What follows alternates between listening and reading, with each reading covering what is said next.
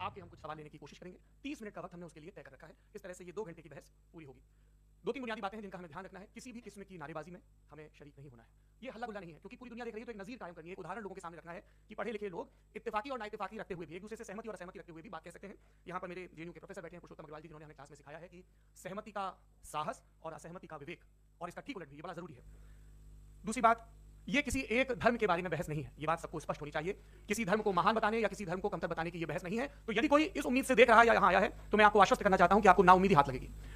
इस बहस में बहुत ज्यादा धार्मिक प्रतीकों के इस्तेमाल को लेकर भी ये दोनों लोग जो अभी आपको गंभीर दिख रहे हैं, भले लोग हैं, कल शाम को चाय पर मिले थे, बहुत हंसी मजाक भी इनके बीच हुआ था और गलबैयां डालते हुए तस्वीर भी हुई थी। ये इस बात का प्रमाण है कि इंटरनेट पर जो हल्ला मचा हुआ है उसके मुकाबले ये दोनों लोग बहुत ही अच्छे शांत ढंग से बहस के लिए राजी हो गए हैं। ट्विटर की बात है, ट्विटर तक सीमित, एलन मस्क आजकल उसको एक्स कहते हैं।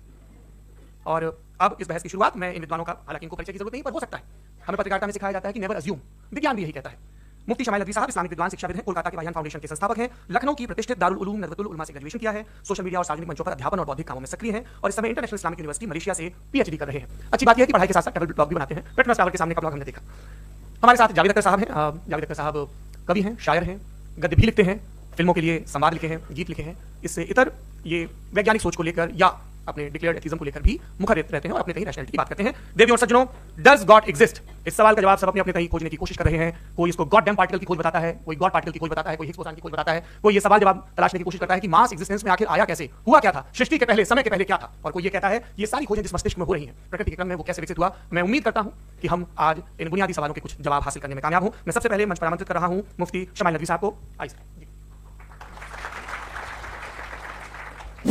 तो भैया आखिरकार बड़ी मुश्किलों और जद्दोजहद के बाद ईमेल पे मुफ्ती साहब से हमारा कांटेक्ट हुआ और उसके बाद में हमने ईमेल करके मैसेज करके मुफ्ती साहब से इजाज़त तलब करने की कोशिश की।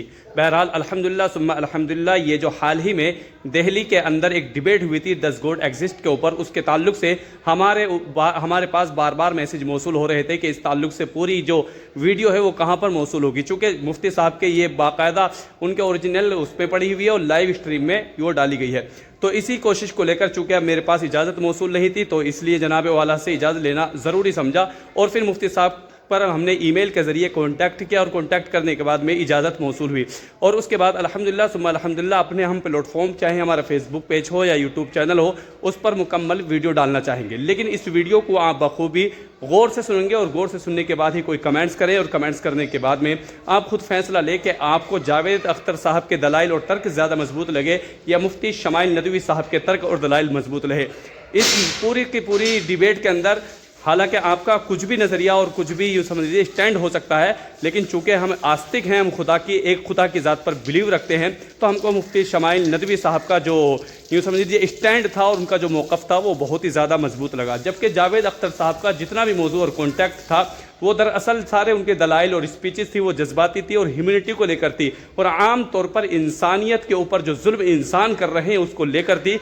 लेकिन जो एक्चुअली बात है वो ये है कि आज का जो मौजू था वो डज गॉड एग्जिस्ट था, ना कि ह्यूमैनिटी। लिहाजा जावेद अख्तर साहब अपने दलाइल को पेश करने में थोड़े कमतर मुझे महसूस हुए और मुझे ये भी लगा कि जावेद अख्तर साहब के जो दलाइल हैं वो दरअसल खुदा को डिनाई करने के लिए नहीं थे, बल्कि खुदा को डिफ़ाइन करने के लिए थे। और जावेद अख्तर साहब के अगर आप दलाइल का गहराई के साथ मुताला करें, उनको बारे में सोचें, तो आपको ये भी यकीन हो जाएगा कि मुफ्ती शमाइल नदवी साहब हों या जावेद अख्तर साहब हों, एक ही स्पीच पर खेलते हुए नजर आए और कोई भी खुदा के वजूद को डिनाई नहीं कर रहा था, बल्कि खुदा के वजूद को डिफाइन कर रहा था। और बसा औकात तो मुझे जावेद अख्तर साहब के जो दलाइल थे वो इस बात की तरफ और ज़्यादा मजबूत और गहराई के साथ ले गए कि खुदा का वजूद यकीनन है और ख़ास तौर पर जुल्म वाला मामला था, इसलिए कि जुल्म है तो इंसाफ ज़रूरी है। और हम दुनिया में ये चीज़ महसूस करते हैं कि बसा औकात जालिम यहाँ से चले जाते हैं और उनके साथ कोई भी पकड़ धकड़ का मामला नहीं होता। इसी तरह बहुत से मजलूम अपने सीनों में अपने इंतकाम की आग लेकर चले जाते हैं, उनको भी इंसाफ नहीं मिल पाता। इसलिए लाजिमन ज़रूरी है कि एक ऐसा जहाँ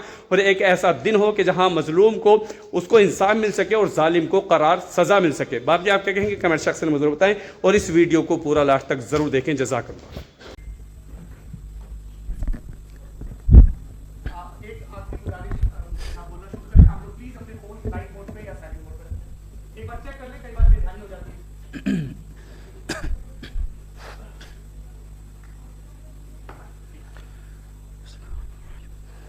तमाम तारीफ़ें उस क्रिएटर के लिए जिसने इस यूनिवर्स को एक मकसद के तहत पैदा किया है। रिस्पेक्टेड जनाब जावेद अख्तर साहब, मिस्टर सौरभ द्विवेदी, और respected audience, thank you all for being here today. आज की डिबेट में चूंकि हम बात करने वाले हैं डज गॉड एग्जिस्ट के टॉपिक पर, तो ये एक ऐसा टॉपिक है जिसके मुताल्लिक कोई भी डिसीजन लेने के लिए अलग अलग स्टैंडर्ड्स हो सकते हैं। लिहाजा डिबेट के शुरू में यह जरूरी है कि हम ये जान लें कि आज के इस टॉपिक में कौन सा स्टैंडर्ड सही होगा और कौन सा गलत होगा। सबसे पहला स्टैंडर्ड जिसे मैं समझता हूं कि हमारे रिस्पेक्टेड जनाब जावेद अख्तर साहब बड़ी तेजी के साथ उसकी तरफ लपकेंगे, वो है साइंस। जबकि साइंस दर हकीकत खुदा के एग्जिस्टेंस को डायरेक्टली साबित करने या उसके एग्जिस्टेंस को डिनाई करने के लिए स्टैंडर्ड नहीं बन सकती। और उसकी वजह क्या है, ये मैं नहीं कह रहा, ये वो लोग कह रहे हैं जो साइंस के एक्सपर्ट्स हैं। नेशनल एकेडमी ऑफ साइंस कहती है science doesn't have the processes to prove और disprove the existence of God. Why? क्योंकि साइंस का ताल्लुक एम्पेरिकल एविडेंस से है और एम्पेरिकल एविडेंसेस का ताल्लुक हमारे नेचुरल और फिजिकल वर्ल्ड से है, जबकि गॉड नॉन फिजिकल और सुपर नेचुरल रियलिटी है। लिहाजा नॉन फिजिकल रियलिटी को आप उस टूल के साथ नहीं चेक कर सकते जिसका काम फिजिकल रियलिटी को तलाश करना है। लिहाजा आज इस डिबेट में गॉड की एग्जिस्टेंस को साबित करने या उसे डिनाई करने में साइंटिफिक एविडेंस को एक्सेप्ट नहीं किया जाएगा। दूसरा स्टैंडर्ड हो सकता है रेविलेशन, कि रेविलेशन के जरिए हम यह साबित करें कि गॉड एग्जिस्ट करता है या नहीं। लेकिन यह स्टैंडर्ड भी आज इररेलेवेंट है। क्यों? क्योंकि रेविलेशन मेरे नजदीक सोर्स ऑफ नॉलेज है, वैलिड सोर्स ऑफ नॉलेज है, लेकिन हमारे जावेद अख्तर साहब के नजदीक ये वैलिड सोर्स ऑफ नॉलेज नहीं है। लिहाजा आज की डिबेट में मैं एक भी एविडेंस किसी भी मजहबी स्क्रिप्चर से नहीं दूंगा ताकि जावेद अख्तर साहब के लिए वो अनएक्सेप्टेबल ना हो। तीसरा जो मेयार हो सकता है वो है ऑब्जर्वेशन, कि भाई कोई कहे कि हमें खुदा दिखाओ, अगर है तो दिखाओ, या ये कि खुदा के एग्जिस्टेंस पर एम्पेरिकल एविडेंस दो, तो ये है दर हकीकत गलत टूल का इस्तेमाल करना। ये ऐसा ही है कि जावेद साहब मुझसे ये मुतालबा करें कि मुफ्ती साहब आप मेटल डिटेक्टर के जरिए प्लास्टिक डिटेक्ट करके दिखाएं। अब चूंकि प्लास्टिक डिटेक्ट नहीं हो पा रही है लिहाजा plastic does not exist. No, you are using the wrong tool. इस टूल से प्लास्टिक को डिटेक्ट नहीं किया जाता। लिहाजा मैं समझता हूं कि गॉड के एग्जिस्टेंस पर एम्पेरिकल एविडेंस का मुतालबा करना एक बचकाना मुतालबा है और हमारे रिस्पेक्टेड जनाब जावेद अख्तर साहब इस स्टेज से अब बहुत आगे निकल चुके हैं। अब बचता है एक ही स्टैंडर्ड, और वो स्टैंडर्ड है अक्ल, लॉजिक, रीजनिंग। और यही वो स्टैंडर्ड है जिसके तहत गॉड की एग्जिस्टेंस को साबित किया जाएगा या गॉड की एग्जिस्टेंस को डिनाई किया जाएगा। लेकिन चूंकि ये बहुत इंपॉर्टेंट और सेंसिटिव टॉपिक है, इसलिए लॉजिकल आर्ग्यूमेंट भी ऐसा होना चाहिए जो डेफिनेटिव हो, इनडेफिनेटिव ना हो, जो 2 और 2 4 की तरह बिल्कुल वाजे हो, जिसे लॉजिकली रिजेक्ट करना पॉसिबल नहीं हो। फॉर एग्जाम्पल हम कहें हमारे रिस्पेक्टेड मिस्टर सौरभ साहब, ये एक इंसान है और तमाम इंसान कॉन्शियस बीइंग है, लिहाजा नतीजा क्या निकला, हमारे सौरभ साहब भी कॉन्शियस बीइंग है। क्या ये इंडेफिनेट आर्ग्यूमेंट है या डेफिनेट आर्ग्यूमेंट है? ये डेफिनेट आर्ग्यूमेंट है। ये 2 और 2 की तरह वाजे है, इसमें किसी तरह जो है लॉजिकली इसको रिजेक्ट नहीं किया जा सकता। तो अगर आज हमारे जावेद अख्तर साहब ऐसी कोई अकली दलील और लॉजिकल एविडेंस दें खुदा के ना होने पर जो डेफिनेट भी हो, तो मैं ये ऐलान करता हूं कि यकीनन मैं उस एविडेंस को कबूल करूंगा और उस पर गौर करूंगा। लेकिन साथ में यह भी ऐलान कर देता हूं प्रेडिक्शन के तौर पर कि ऐसा कोई डेफिनेट आर्ग्यूमेंट कोई नहीं पेश कर सकता। दलील हम देंगे और डेफिनेटिव दलील देंगे, लॉजिकल दलील देंगे, ऐसी दलील देंगे जो एंटायर एथिस्टिक वर्ल्ड उसे रेफ्यूट नहीं कर सकती। चलें अब हम एक एग्जाम्पल सोचते हैं, एक सिनेरियो, सिंपल सिनेरियो, तमाम ऑडियंस से गुजारिश है, हम और आप एक आइसोलेटेड आइलैंड पर हैं, ऐसा आइलैंड जहां पे हमसे पहले कोई कभी नहीं गया। चलते चलते आपके सामने अचानक आपने देखा एक पिंक कलर की बॉल पड़ी हुई है। सबसे पहला सवाल आपके जहन में क्या आएगा कि यह बॉल यहां क्यों आई, कैसे आई, ये पिंक कलर की ही क्यों है, कोई और कलर भी हो सकता था, ये इसी शेप में क्यों है, कोई और शेप भी हो सकता था। नेचुरली आप इस तरफ पहुंचेंगे कि कोई ना कोई है जिसने इन स्पेसिफिक प्रॉपर्टीज के साथ इस बॉल को बनाया है और यहां पे रखा है। चूंकि आप जानते हैं कि ये जो बॉल है इसका एग्जिस्ट करना जरूरी नहीं है, ये एग्जिस्ट कर भी सकती थी, नहीं भी कर सकती थी, और एग्जिस्ट करना ही था तो किसी और फॉर्म में करती, किसी और कलर में करती। अब आप इस बॉल को एक्सपैंड करते चले जाएं, एक्सपैंड करते चले जाएं, एक्सपैंड करते चले जाएं, यहां तक कि ये बॉल यूनिवर्स के साइज की हो जाए। बताइए कि क्या साइज के बढ़ जाने से सवाल बदल जाएगा? हरगिज नहीं बदलेगा। अभी भी सवाल रहेगा ये यूनिवर्स कहां से आया, इन स्पेसिफिक प्रॉपर्टीज के साथ कहां से आया, क्यों आया, किसने बनाया, ये सवाल उस वक्त भी वैलिड रहेगा। लेकिन ये सवाल अगर हम जनाब जावेद अख्तर साहब से करें तो चूंकि इनका वर्ल्ड व्यू एथिस्टिक है, और सिर्फ इनका नहीं, मतलब जितने भी एथिस्ट हैं और एथिस्टिक वर्ल्ड व्यू को रखने वाले से अगर आप ये सवाल करें कि ये यूनिवर्स कहां से आया, तो इनका जवाब या तो आर्ग्यूमेंट फ्रॉम इग्नोरेंस होगा या डॉगमेटिक होगा। या तो ये कहेंगे कि मुझे नहीं पता कि ये कहां से आया, लिहाजा गॉड डज नॉट एग्जिस्ट, ये आर्ग्यूमेंट फ्रॉम इग्नोरेंस है। या ये कहेंगे कि ये यूनिवर्स खुद ब खुद बन गया, इसका मतलब ये है कि उस बॉल को भी खुद ब खुद बन जाना चाहिए, लेकिन बॉल के ताल्लुक से ये एक्सप्लेनेशन एक्सेप्ट नहीं की जाएगी कि ये खुद ब खुद बन गई, लेकिन यूनिवर्स के ताल्लुक से कर दिया जाएगा। इसे हम दूसरे अल्फाज में डॉगमा भी कह सकते हैं।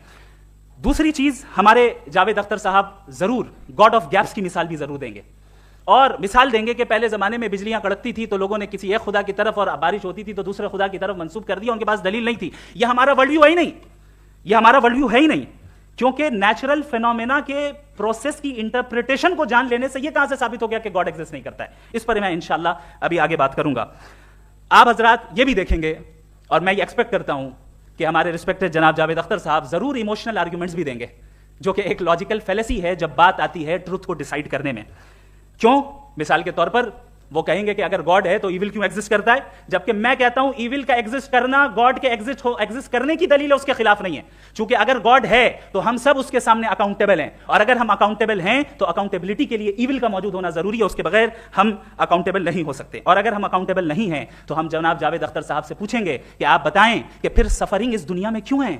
अगर खुदा नहीं है तो सफरिंग क्यों है? और उन लोगों के जज्बे का क्या जिनके अंदर सफरिंग के बाद इंतकाम लेने का जज्बा पाया जाता है और वो इस दुनिया से ऐसे ही चले गए, क्या उनकी सारी तकलीफें बेकार चली जाएंगी? अब आ जाएं उसी एग्जाम्पल की तरफ कि बॉल, मुझसे अगर कोई पूछे इस बॉल को किसने बनाया, और या इस एक्सपेंडेड बॉल को किसने बनाया, मैं कहूंगा कि चूंकि ये यूनिवर्स और इस यूनिवर्स की तमाम चीजें कॉन्टिंजेंट हैं। कॉन्टिंजेंट होने का मतलब ये होता है कि जो अपने एग्जिस्टेंस पे किसी के ऊपर डिपेंड करती हो, तो जाहिर है ये यूनिवर्स कॉन्टिंजेंट है। और अगर कोई चीज कॉन्टिंजेंट नहीं है तो मैं रिक्वेस्ट करूंगा कि मुझे दिखा दें कि कौन सी चीज यूनिवर्स में कॉन्टिंजेंट नहीं है, हम भी जरा गौर कर लें और हम भी देख लें। और जब कॉन्टिंजेंट चीजें मौजूद हैं तो फिलोसोफर्स की इस्तिलाह के मुताबिक, हम उस टर्मिनोलॉजी के मुताबिक हम उस जगह तक पहुंचते हैं और उस हस्ती तक पहुंचते हैं जिसे नेसेसरी बीइंग कहा जाता है, कि ये वो नेसेसरी बीइंग है जिसका मौजूद ना होना नामुमकिन हो। क्योंकि अगर ये मौजूद ना हो तो सारी चीजें एग्जिस्टेंस में आएंगी ही नहीं, और ये सारी कॉन्टिंजेंट चीजें उसी के ऊपर डिपेंड करती हैं। अब अगर आप ये सवाल करते हैं कि फिर उस हस्ती को किसने बनाया, फिर उसका कॉज क्या है, फिर उसका कॉज क्या है, फिर उसका कॉज क्या है, और एंडलेसली चले जाएं,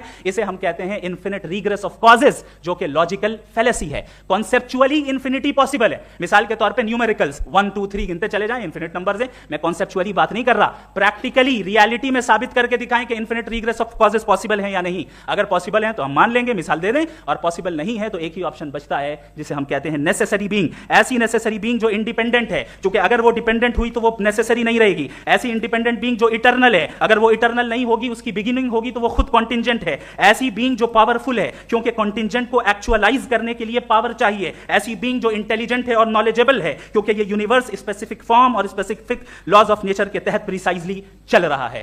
थैंक यू। थैंक यू मुफ्ती साहब। मैं इन दलीलों के बाद जावेद अख्तर साहब से गुजारिश करूंगा, आप बैठ के बोलना चाहेंगे या बाहर? जी।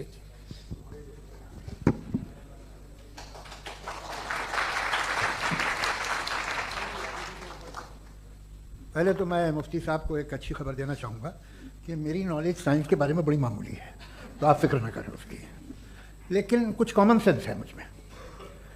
देखिए, ये खुदा का तस्वुर कोई नया तस्वुर नहीं है, ये सदियों से रहा है। ये कुछ रिलीजन 3000 साल पुराने होंगे, 4000 साल पुराने होंगे, लेकिन इंसान कोई 10,000 12,000 साल से एग्जिस्ट करता है होमो सेपियन की शक्ल में, और हमेशा कुछ ना कुछ मज़हब रहे। ये मज़हब जाहिलों के नहीं थे, ये मज़हब एक ऐसी ग्रीक सोसाइटी के थे जहाँ बड़े बड़े फिलोसफर पैदा हुए। ये मज़हब इजिप्शियंस के थे जिन्होंने पिरामिड्स बनाए थे। ये रोमन्स के थे कि जिनका आर्किटेक्चर और सेनेट यानी पहली बुनियाद डेमोक्रेसी की, लिमिटेड थी मगर डेमोक्रेसी थी, ये उन लोगों ने किए थे। तो इनका जो जुपिटर था, रा था, ज़्यूस था, उन्हें उस पर इतना ही एतमाद था जितना आज किसी मजहबी आदमी को अपने खुदा पे होगा। क्रिश्चियनिटी आने से पहले यूरोप में एक मज़हब था जर्मेनिक रिलीजन, उसका एक खुदा था, उसकी एक बीवी थी, उसके 2 बेटे थे, एक बेटी थी। फिर जर्मनी में जब यूरोप में क्रिश्चियनिटी आई तो वो खुदा, उसकी बीवी और पूरे ख़ानदान चला गया। तो हमने, अगर हम हिस्ट्री देखें तो खुदा जो है वो ज़्यादातर फ़नी है, वो हमेशा रहे नहीं। और वो जो लोग इन्हें मानते थे उनको आप कहें वो तो जाहिल थे, उन्हें तो कुछ पता ही नहीं था, ऐसा नहीं है। वो अपने वक्त में बड़े काबिल लोग थे और अपने वक्त में उन्होंने बड़े बड़े काम किए हैं, फिलोसफर थे, साइंटिस्ट थे, लेकिन उनका मजहब कहाँ गया, उनके खुदा कहाँ गए? आज जो खुदा हैं दुनिया में लोग उन्हें मानते हैं। आपको क्या मालूम कि कितने वर्षों के बाद क्या होने वाला है? हम यूरोप में देखते हैं तो चर्च खाली हैं। तो वक्त के साथ चीज़ें बदलती हैं। जहाँ तक इसका ताल्लुक है मजहबों का, हर मजहब आपसे एक चीज़ मांगता है, फेथ। ये फेथ क्या चीज़ होती है? What is the difference between faith and belief? ये तो बहुत ही अहमखाना बात होगी कि कोई आदमी कहे साहब अगर खुदा है तो मुझे दिखाइए। ये तो जाहिलाना बात हुई। मैंने तो नॉर्थ पोल नहीं देखा है, मगर मैं मानता हूँ कि नॉर्थ पोल है। मैं क्यों मानता हूँ? इसलिए कि अगर ये दुनिया राउंड है तो उसका कोई टॉप होगा। कुछ लोग हैं जो वहाँ गए भी हैं, कॉमन सेंस कहता है कि ऐसा होगा, सबूत है, गवाह है, रीज़न है। तो ये मेरा फेथ नहीं है। तो फेथ में और बिलीफ में डिफरेंस क्या है? जो मजहब मांगता है आपसे, हर मजहब फेथ मांगता है। फेथ का मतलब ये है कि ना कोई गवाह हो, ना कोई सबूत हो, ना कोई रैशनल हो, ना कोई लॉजिक हो, ना कोई प्रूफ हो, मगर तुम एक बात को मानो। ये है फेथ। वरना बिलीफ होता। अगर इसमें कुछ भी सबूत होते, गवाह होते, तो फिर इसे आप बिलीफ कहते हैं। जैसे मेरा बिलीफ है कि नॉर्थ पोल है, मेरा फेथ थोड़ी है। फेथ इन तमाम शर्तों को रद्द करता है। तो फिर स्टुपिडिटी क्या है? अगर मैं एक बात ऐसी मानूं जिसकी ना कोई लॉजिक है, ना कोई रैशनल है, ना कोई प्रूफ है, ना कोई गवाह है, ना कोई सबूत है, और मैं उसे मानूं, तो ये स्टुपिडिटी हुई। इसे ही मैं कल को मैं यकीन कर लूं कि एलॉन मस्क जो है मेरा भाई है, तो मुझे इंतहाई खुशी होगी, सुकून भी बहुत मिलेगा मुझे। लेकिन और कहे भाई क्यों मानते हो, क्या सबूत है भाई, वो तो अमेरिकन है और तुम तो इंडियन हो, वो तो नस्ल अलग है, तुम्हें कभी मिले भी नहीं। साहब देखिए मेरा फेथ है, इस पर बात न किया। फेथ का मतलब ही यह है कि आप प्रूव नहीं कर सकते। अगर आप प्रूव कर सकते हो तो फेथ की जरूरत ही नहीं, फिर तो आप बात करेंगे, आप कितनी बहस कर लीजिए। अल्टीमेटली दुनिया का हर मजहब फेथ पे टिका है, और फेथ का मतलब है एक ऐसा यकीन जिसका कोई सबूत, कोई गवाह, कोई रैशनल नहीं। अब आप ये कहें, क्या आप ये क्यों कह रहे हैं कि साहब ये कायनात किसने बनाई? कमाल ये है कि आपने बताया कि एक आइलैंड पे गए और एक बॉल देखी। आपने ये नहीं कहा कि आइलैंड किसने बनाया, आपको सिर्फ बॉल पे हैरत हुई। हमने आइलैंड पे हमने हैरत नहीं की, होते हैं आइलैंड। इसी तरह ये आइलैंड है, सितारे, ये गैलेक्सीज, ये सब आइलैंड हैं, खला में। हम उन्हें टेकन फॉर ग्रांटेड लेते हैं, हम पूछते नहीं किसने बनाए। आपने जजीरे के बारे में भी नहीं पूछा है। मेरी पैदाइश कैसे हुई? क्या मैं प्लान पैदा हुआ था? I was plan to be born, या एक लकी स्पर्म था जो किसी एक से चिपक गया? मेरी पैदाइश रैंडम। और इंसाफ जिसे आप कहते हैं, इंसाफ का तो नेचर से कोई वास्ता ही नहीं है। जो आप कहते हैं कि एक दिन इंसाफ मिलेगा, इंसाफ is a human concept, nature में कोई इंसाफ नहीं। अगर शेर हिरन को खा जाता है तो उसे कोई सजा नहीं मिलती। अगर एक आंधी आती है और हरे भरे पेड़ों को उखाड़ के फेंक देती है तो आंधियों की जेल नहीं होती है। नेचर में इंसाफ नहीं, इसलिए मुझे नेचर को इंसाफ की जरूरत भी नहीं। नेचर तमाम एक है। अब हम कहें कि साहब ये देखिए जो मैंने खाना खाया था, ये मेरी आंख तो नहीं यूं कर दिया उसे, तो इसे सजा मिलनी नहीं, वो सिस्टम है, ऐसे ही चल रहा है। नेचर बगैर इंसाफ के है। इंसाफ इज अ ह्यूमन कॉन्सेप्ट। तो जो आपसे कहता है कि मैं तुम्हें इंसाफ दूंगा, वो इंसानी जहन की पैदावार है। ये नेचुरल है ही नहीं, ये आसमानी है ही नहीं। नेचर का तसव्वुर, इंसाफ का तसव्वुर। भाई आप साथ मिलते हैं, अब आप लेफ्ट हैंड ड्राइव करते हैं, ये क्या है? तमाम सच, तमाम नेकी, तमाम शराफत लेफ्ट हैंड ड्राइव है। वरना क्या होगा, या तो आप क्रॉस कर देंगे, आपका एक्सीडेंट हो जाएगा, या आप किसी को मार देंगे, या ट्रैफिक जैम हो जाएगा। झूठ, बेईमानी, रिश्वतखोरी, ये तमाम जो है driving on the wrong side है। इसके ऊपर कुछ नहीं। ये तो हमने बनाया, जैसे हमने लेफ्ट हैंड ड्राइव बनाई है। ये कॉन्सेप्ट ऑफ इंसाफ जो है ये हमारा है, इसका नेचर से कोई वास्ता नहीं। शेर खा जाता है हिरन को, उसे जेल होती है क्या? कुछ भी है ही नहीं।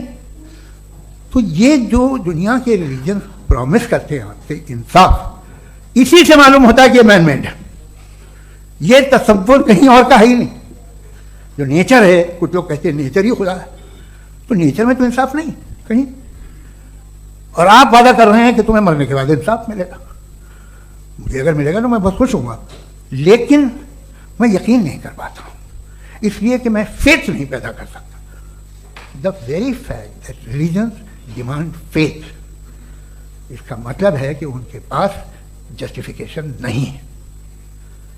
अच्छा साहब, फिर रिलीजन अगर मॉडरेशन में है, कोई सभी नहीं, वो आप में कुछ खूबियाँ भी पैदा करता होगा, देखिए उससे ये फ़ायदा है वो फ़ायदा है। अल्कोहल जो है वो ज़्यादातर दवाओं में यूज़ होती है, और एक सर्वे किया गया था अमेरिका में कि लॉन्जिटिविटी किन लोगों की है, तो एक तरफ वो लोग थे जो शराब पीते ही नहीं थे, और एक तरफ वो थे जो एक बोतल शराब रोज़ पीते थे। सबसे ज़्यादा लंबी उम्र उनकी है जो 2 पैग नाप के शराब पीते हैं और खाना खाते हैं। मगर हम शराब को बुरा समझते हैं, मैं भी बुरा समझता हूँ। क्यों? ऐसा होता नहीं, कुछ चीज़ों में आदत होती है जो बढ़ती है। आज तक मैं एक आदमी दूध पीता है, आप 10 साल बाद भी मिलेंगे तो एक ही गिलास पीता होगा, ऐसा नहीं होता सुबह से दूध पीता रहता है। मिल्कोहलिक मैंने नहीं देखे, अल्कोहलिक होते हैं। ये टेंडेंसी है मजहब की कि वो बढ़ता है, जैसे कैंसर बढ़ता है, जैसे शराब बढ़ती है। कुछ लोग होंगे जो उसे सही तरह से यूज़ करते हैं, मुझे यकीन है कि हमारे मुफ्ती साहब भी उनमें से एक, इनसे बहुत खुशी हुई मुझे इनसे मिलकर। लेकिन कितने लोग हैं कि आज आप देखते हैं दुनिया में जो तबाहियाँ हैं, इनमें कितना हाथ है उन लोगों का जो बिलीवर कहते था मजहब ये नहीं कहता, ना कहता होगा, मगर जब ये मजहब पीते हैं तो ऐसे बिहेव करते हैं। थोड़ा सा अगर हो तो शायद बहुत अच्छी बात, लेकिन शराब थोड़ी सी नहीं रहती, उसमें टेंडेंसी है पहले। थोड़ा सा अगर 2-3 कैंसर के सेल हो ना पार्टी में तो आदमी इससे में रहेगा, लेकिन वो 2-3 सेल नहीं रहते, वो मल्टीप्लाई होते हैं। जावेद साहब, टाइम पूरा हो गया। टाइम हो गया, तो बस बात खत्म हो गई। अच्छा, मुझे कुछ और कहने को था भी नहीं। जी, मैं पहले जवाबी दौर के लिए इनवाइट कर रहा हूं मुफ्ती साहब को। Your rebuttal round 1, you have 7 minutes.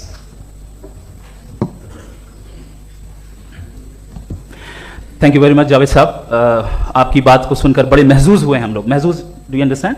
We enjoyed.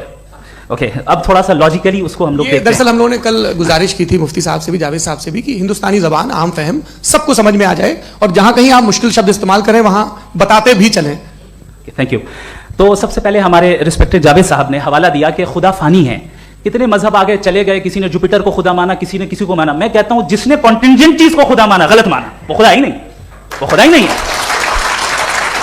हम तो नेसेसरी बीइंग को साबित करने बैठे हैं, वो नेसेसरी कॉज जो इटरनल है, जो अबदी भी है और अजली भी है, हम किसी और को साबित करने नहीं बैठे। दूसरी चीज उन्होंने कहा कि फेथ एंड बिलीफ, ये एक ऐसी डेफिनेशन है फेथ की जो इन्होंने पहली मर्तबा पेश की है, या माफ कीजिएगा इन्होंने पहली मर्तबा पेश नहीं की है, रिचर्ड डॉकिंस ने पहली मर्तबा पेश की है। मुझे मालूम है ये सोर्स कहां से है। एपिस्टेमोलॉजिकली फेथ और बिलीफ का फर्क आप इस तरह नहीं कर सकते सर।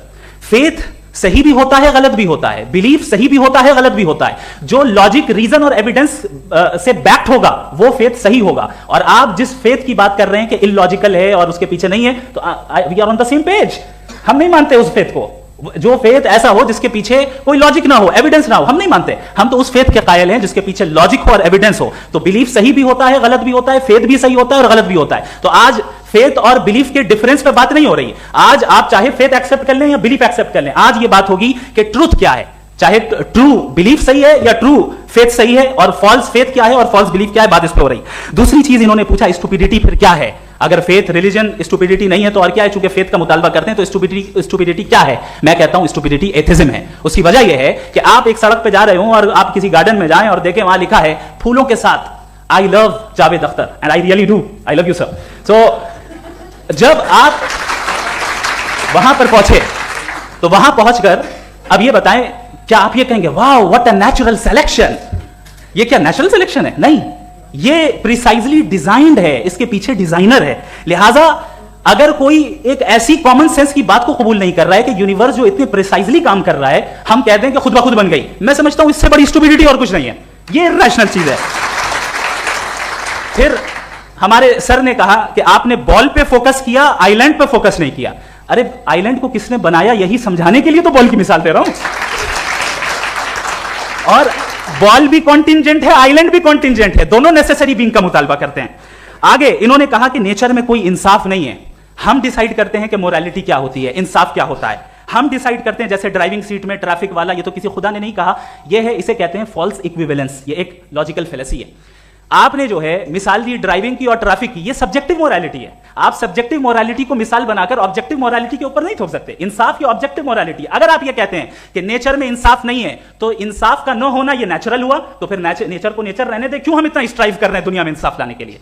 ये तो इलॉजिकल बात है, इरैशनल बात है। इसलिए बहुत सी चीजें ऐसी हैं जो ऑब्जेक्टिवली जो है इविल या गुड हैं, और बहुत सी चीजें ऐसी हैं जो सब्जेक्टिवली हैं। सब्जेक्टिवली जो मोरल होता है या इमोरल होता है उसको हम सोशल कंसेंसस से या पर्सनल प्रेफरेंस से डिसाइड करते हैं, लेकिन जो ऑब्जेक्टिव मोरालिटी है जिसमें इंसाफ आया, जो इन्होंने बार बार रिपीट किया, ये ऑब्जेक्टिव है, सब्जेक्टिव नहीं है। अगर आप कहते हैं ये सब्जेक्टिव है तो मेरा सवाल आपसे ये है, क्या सोशल कंसेंसस के जरिए अगर जुल्म को सही करार दे दिया जाएगा तो आप जुल्म को जस्टिफाई करेंगे? दूसरी चीज, इन्होंने ये कहा कि 2 पैक शराब पी लें तो वो उतने पे नहीं रहता, बढ़ जाता है। यही मामला मजहब के साथ है, 2 पैक आप पी लें बढ़ेगा। तो ये एक ऐसी मिसाल है, इसको कहीं भी फिट कर लें कि आप एथिज्म पे जब फिट करें, जब आप 2 पैक एथिज्म का लेंगे ना तो वो बढ़ बढ़ के नॉर्थ कोरिया बनेगा। Thank you.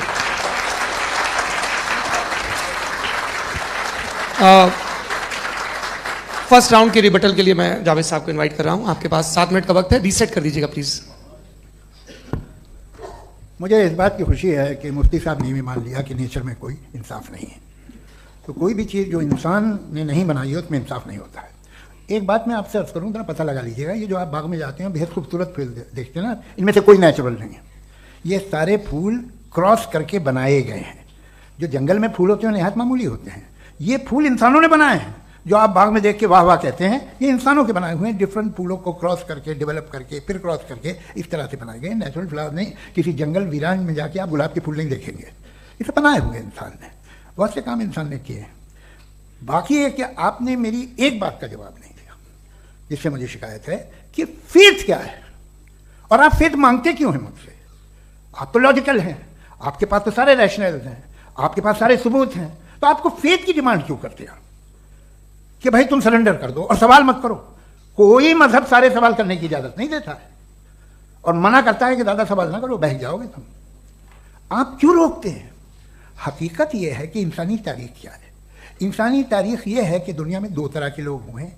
एक वो जिन्होंने अपनी लाइल्मी की परस्तिश की है, दूसरे वो जिन्होंने अपनी इग्नोरेंस या लाइल्मी से झगड़ा किया है और मालूम किया है कि क्या है। ये जो आप कह रहे हैं, आज आप हैरान हैं कि भाई ये यूनिवर्स कैसे बनी। लोग हैरान थे कि सूरज डूबता है तो इधर से कैसे निकलता है। और आप एक कदम जाके हमेशा का मानने को तैयार है, एक कदम पीछे ही मान जाइए। भाई आप इसके बाद जाते हो, कहते हैं सवाल ना करना कि ये कहाँ से आया, ये पावर तो हमेशा से हमेशा रहेगी। तो आप यूनिवर्स के बारे में मानने में क्या तकलीफ है? एक कदम पहले रुक जाइए, ये हमेशा से थी या नहीं थी हमें मालूम नहीं है। और ये कहना कि हमें मालूम नहीं है, कमाल ये है कि दुनिया के सारे मजहब सब जानते हैं ये दुनिया कैसे बनी थी, कैसे मिटेगी, मरने के बाद क्या होगा, इनको सब इल्म है। इनको किसी को डायनासोर होते थे पहले ये नहीं पता था, किसी को नहीं। किसी भी दुनिया की मजहबी किताब में डायनासोर का जिक्र नहीं है। लेकिन बाकी सब बातें, how to make universe in 4 easy lessons and बाकी सब पता है। जिसको सब पता है वो गड़बड़ है। हम में ये इंकिसार, ये ह्यूमिलिटी होनी चाहिए कि हम ये कहें कि हमें ये बहुत सारी बातें नहीं मालूम, लेकिन हम उनकी परस्तिश ना करें, अपनी लाइल्मी को की परस्तिश ना करें, हम उसे पता लगाने की कोशिश करें। जिस दुनिया में आप बैठे हैं सर, ये हॉल जो है, ये इलेक्ट्रिसिटी जो है, ये माइक जो है, जिस हवाई जहाज से आप आए थे, वो जिस कार से आप यहाँ आए हैं, ये सब उन लोगों की बनाई हुई है जिन्होंने सवाल किए थे। ये दुनिया जिसमें आप आज आराम से हैं, ये उन लोगों की बनाई है कि जिन्होंने सवाल किए थे। और हर स्टेज पे इन सवालों को मकरूह कहा गया था, गलत कहा गया था। आप जरा तारीख पढ़िए, बड़ी दिलचस्प किताब है बर्ट्रैंड रसेल की, जिसमें उसने रिलीजन एंड साइंस कि कब से रिलीजन जो है साइंस के अगेंस्ट है। और हद तो यह है कि भाप के इंजन के खिलाफ थे, स्टीम इंजन के भी खिलाफ थे, और फतवे हुए उन पर, वेटिकन ने दिए। तो ये हमेशा, अभी जैसे ही ये राइट विंगर आते हैं अमेरिका में पावर में, तो वो जो अपना ये क्या बोलते हैं उसे, सीड क्या बोलते हैं, सीड क्या जो, हाँ नहीं सीड जो होते हैं जी, नहीं भाई, वो जो ह्यूमन बॉडी के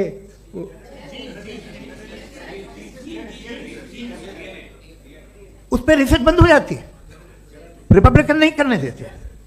अरे भाई इतना डर क्या है तुम्हें? एक ज़माने में बहुत नाराज थे ये सारे मजहबी लोग कि ये इंसान तो इंसान बनाने की कोशिश कर रहा है। आपको क्या तकलीफ भाई? बना ले तो बना लेने दो, ये खौफ क्या है? और ये सब आज जो आप कह रहे हैं नामुमकिन है, ये कैसे हुआ? मुझे एक किस्सा याद आता है। जब मैं 6ठी क्लास में था तो मैं मैथमेटिक्स में बहुत वीक था, तो एक टीचर रख दिया गया, उसने 1 2 3 4 5 6 7 तो सिखा दिया मुझे। वो दिन मैं भूल नहीं सकता हूँ मुफ्ती साहब, जिस दिन उसने ये बताया कि 1/2 क्या होता है और 3/4 क्या होता है। मुझे ऐसा लगा कि मेरा सर बीच से फट जाएगा। ये आदमी कह रहा है कि जो दीवार के अंदर जाओ वॉक करते हुए। आज हंसता हूँ मैं इस बात पे। तो आज जो बातें आपके जहन से बिल्कुल परे हैं और आप हैरान होते उन्हें देख के, एक वक्त आएगा कि मामूली लगेंगे। और हुआ है, आपकी इंसानी तारीख ही है। इतनी जल्दी सारे फैसले आप मत कर लीजिए, थोड़ा ये ह्यूमिलिटी रखिए कि भाई ये हमें नहीं मालूम। ये कहने में क्या है? ये यूनिवर्स कहाँ तक फैली, ये कब से है और कब तक रहेगी, हमें नहीं मालूम। आपने फैसला कर लिया कब बनी। ये आपके हिसाब से कोई 14 बिलियन ईयर बनी जो समझा जाता है। उससे पहले हजारों करोड़ों अरबों साल तक खुदा बैठा क्या कर रहा था? खामोश बैठा था, ऐसी जमाइयाँ ले रहा था। फिर उसे आइडिया है, यार एक काम करते, वक्त अच्छा गुजर जाएगा यूनिवर्स पर आपसे। सोचिए, वो तो हमेशा से है ना, मगर यूनिवर्स हमेशा से नहीं है, ये तो बनाई गई है। और उससे पहले क्या था, इनका क्या काम था? कैसी बात है, ये बड़ा आसान है। जो बात हमें आज धीरे धीरे पता चली है, बरसों 2000 और 2500 साल पहले आपको किसी ने बता दिया कि क्या था, आप मान गए, और तब से वही मान रहे हैं जो 2500 साल पहले कहा गया था। सब कुछ बदल गया है, सॉल्व हो रही हैं चीज़ें। अभी साइंस बिल्कुल दावा नहीं करती, या कोई फिलोसफर ये दावा नहीं करता कि हमें सब मालूम, बल्कि वो कहता है कि हमें जितना मालूम होता है उससे ये मालूम होता है कि हमें कितना कम मालूम। तो हम अपनी जहालत से लड़ें, उसकी बदफिश ना करें। जी, थैंक यू सो मच। मैं तर्कों की श्रृंखला में राउंड 2 के लिए मुफ्ती साहब को आमंत्रित कर रहा हूँ। आपके पास एक बार फिर से 7 मिनट का वक्त है। शुक्रिया जनाब जावेद अख्तर साहब। कई मर्तबा दोहरा रहे हैं कि फेथ का मतलब बताइए, फेथ का मतलब बताइए। मैंने बता दिया, फेथ सही भी होता है, गलत भी होता है। और आज हम फेथ पे बात नहीं कर रहे, हम ट्रुथ और डज गॉड एग्जिस्ट पे बात कर रहे हैं। क्या डज गॉड एग्जिस्ट, ये ट्रुथ यानी गॉड है या नहीं है, इसमें से दोनों ट्रुथ क्या है। अब आप उसे फेथ कह लें, बिलीफ कह लें, नॉट माई बिजनेस। उसके बाद आपने कहा कि भाई सवाल करने से मजहब रोकता है। मैं कहता हूं जो रोकता है वो रोकता होगा, मैं नहीं रोकता, बल्कि सवाल करें, सवाल करना चाहिए। सवाल कर करके तो हम आगे बढ़ते हैं, तरक्की करते हैं, और इसीलिए मैं आज यहां पे आया हूं। लेकिन सवाल सिर्फ खुदा से नहीं होगा, आपसे भी होगा। सवाल एथिज्म से भी होगा, सवाल सिर्फ मजहब से नहीं होगा, सबसे होगा। और आज मैं सवाल करूंगा और उम्मीद है कि आप जवाब देंगे। अभी तक आपने वैसे कॉन्टिंजेंसी आर्गुमेंट का कोई जवाब नहीं दिया है। चलें, आपने कहा यूनिवर्स के बारे में इटर्नल क्यों नहीं बोल देते। ये चूंकि लॉजिकली पॉसिबल ही नहीं है कि यूनिवर्स इटर्नल हो। यूनिवर्स एक कॉन्टिंजेंट चीज है जो टाइम एंड स्पेस के पाबंद है, टाइम एंड स्पेस से बाउंड है। जो टाइम एंड स्पेस से बाउंड होगा वो कॉन्टिंजेंट होगा, जो कॉन्टिंजेंट होगा वो उसकी बिगिनिंग हुई होगी, जिसकी बिगिनिंग हुई होगी वो इटर्नल नहीं हो सकता। ये तो कॉमन सी बात है। आपने कहा कि किसी मजहबी किताब में डायनासोर का जिक्र नहीं है। अफसोस कि आज तक किसी मैथमेटिक्स की किताब में मुझे डायनासोर का जिक्र नहीं मिला। तो इसका मतलब मैथमेटिक्स की किताब बेकार है? नहीं, उसका वो टॉपिक नहीं है। रेवलेशन का और मजहबी किताबों का टॉपिक ये नहीं है कि आपको आके बताए साइकिल कैसे बनाते हैं, या आकर ये बताएं कि जो है डायनासोर कब था। वो तो मोरालिटी सिखाने आया है, गॉड के बारे में बताने आया, नॉन फिजिकल रियलिटी की हकीकत को सिखाने के लिए आया। रिलीजियन साइंस को रोकता है? नहीं रोकता। अगर रोकता है तो गलत करता है। रिलीजियन साइंटिज्म को रोकता है, जिसमें हमारे जावेद साहब मुख्तल हैं। साइंस और साइंटिज्म में फर्क है। साइंटिज्म यह है कि आप समझें कि साइंस और साइंटिफिक मेथोडोलॉजी ये नॉलेज को हासिल करने का वाहिद सोर्स ऑफ नॉलेज है। यह है साइंटिज्म। हम इसे रिजेक्ट करते हैं। हम साइंस को तो तरक्की करते हैं, भाई आप हमारी पूरी तारीख कर लें, पढ़ लें तो आपको पता चल जाएगा। बहरहाल ये अलग टॉपिक है। उसके बाद इन्होंने एक लफ्ज कहा, वेटिकन ने फतवा दिया। वेटिकन का फतवे से कोई ताल्लुक नहीं है, दोनों कॉन्ट्राडिक्टरी अल्फाज हैं। उसके बाद उन्होंने कहा कि भाई हमें नहीं मालूम। अगर नहीं मालूम तो क्लियरली कह देना कि नहीं मालूम है, इसमें क्या हरज है। तो वही तो मैं कह रहा हूं ना कि आप कह दें कि नहीं मालूम, लेकिन क्लेम क्यों कर रहे हैं कि गॉड एग्जिस्ट नहीं कर रहा है। आप कह दें नहीं मालूम है, हो सकता है हो सकता ना हो, लेकिन आप क्लेम कर रहे हैं। The moment you say God does not exist, this is a claim, and now the burden of proof is upon you too, जैसे हमारे ऊपर है। और क्यों है मैं बताता हूं, क्यों है ये भी मैं बताता हूं। फिलोसॉफिकली जो क्लेम होता है ना, सिर्फ ये नहीं होता कि इंसान कहे पॉजिटिव क्लेम करे और नेगेटिव क्लेम करे तो बर्डन ऑफ प्रूफ नहीं है। आप मिसाल के तौर पे मैं कहूं कि फुला उस कमरे में कोई नहीं है, मैंने एक नॉलेज का क्लेम किया है, उस कमरे में कोई नहीं है, मैंने एक नॉलेज का क्लेम किया, या तो मैं कहूं मुझे नहीं पता, हो भी सकता है नहीं भी हो सकता है, this is not a claim. लेकिन जब मैं कह रहा हूं कि वहां कोई नहीं है या मैं कह रहा हूं वहां कोई है, दोनों क्लेम है और दोनों के ऊपर बर्डन ऑफ प्रूफ है, हमारे ऊपर भी बर्डन ऑफ प्रूफ है, मैंने कंटिजेंसी आर्ग्यूमेंट दिया, इसे तोड़कर दिखाइए। आखिरी चीज, इन्होंने कहा कि खुदा दुनिया बनाने से पहले 150 साल पहले या करोड़ों साल पहले क्या कर रहा था। अरे हजरत, चलें बहरहाल मैं जवाब दे देता हूं, आप हमारे रिस्पेक्टेड पर्सनैलिटी हैं, अगर आप नहीं होते तो मैं ऐसे एंटरटेन ही नहीं करता।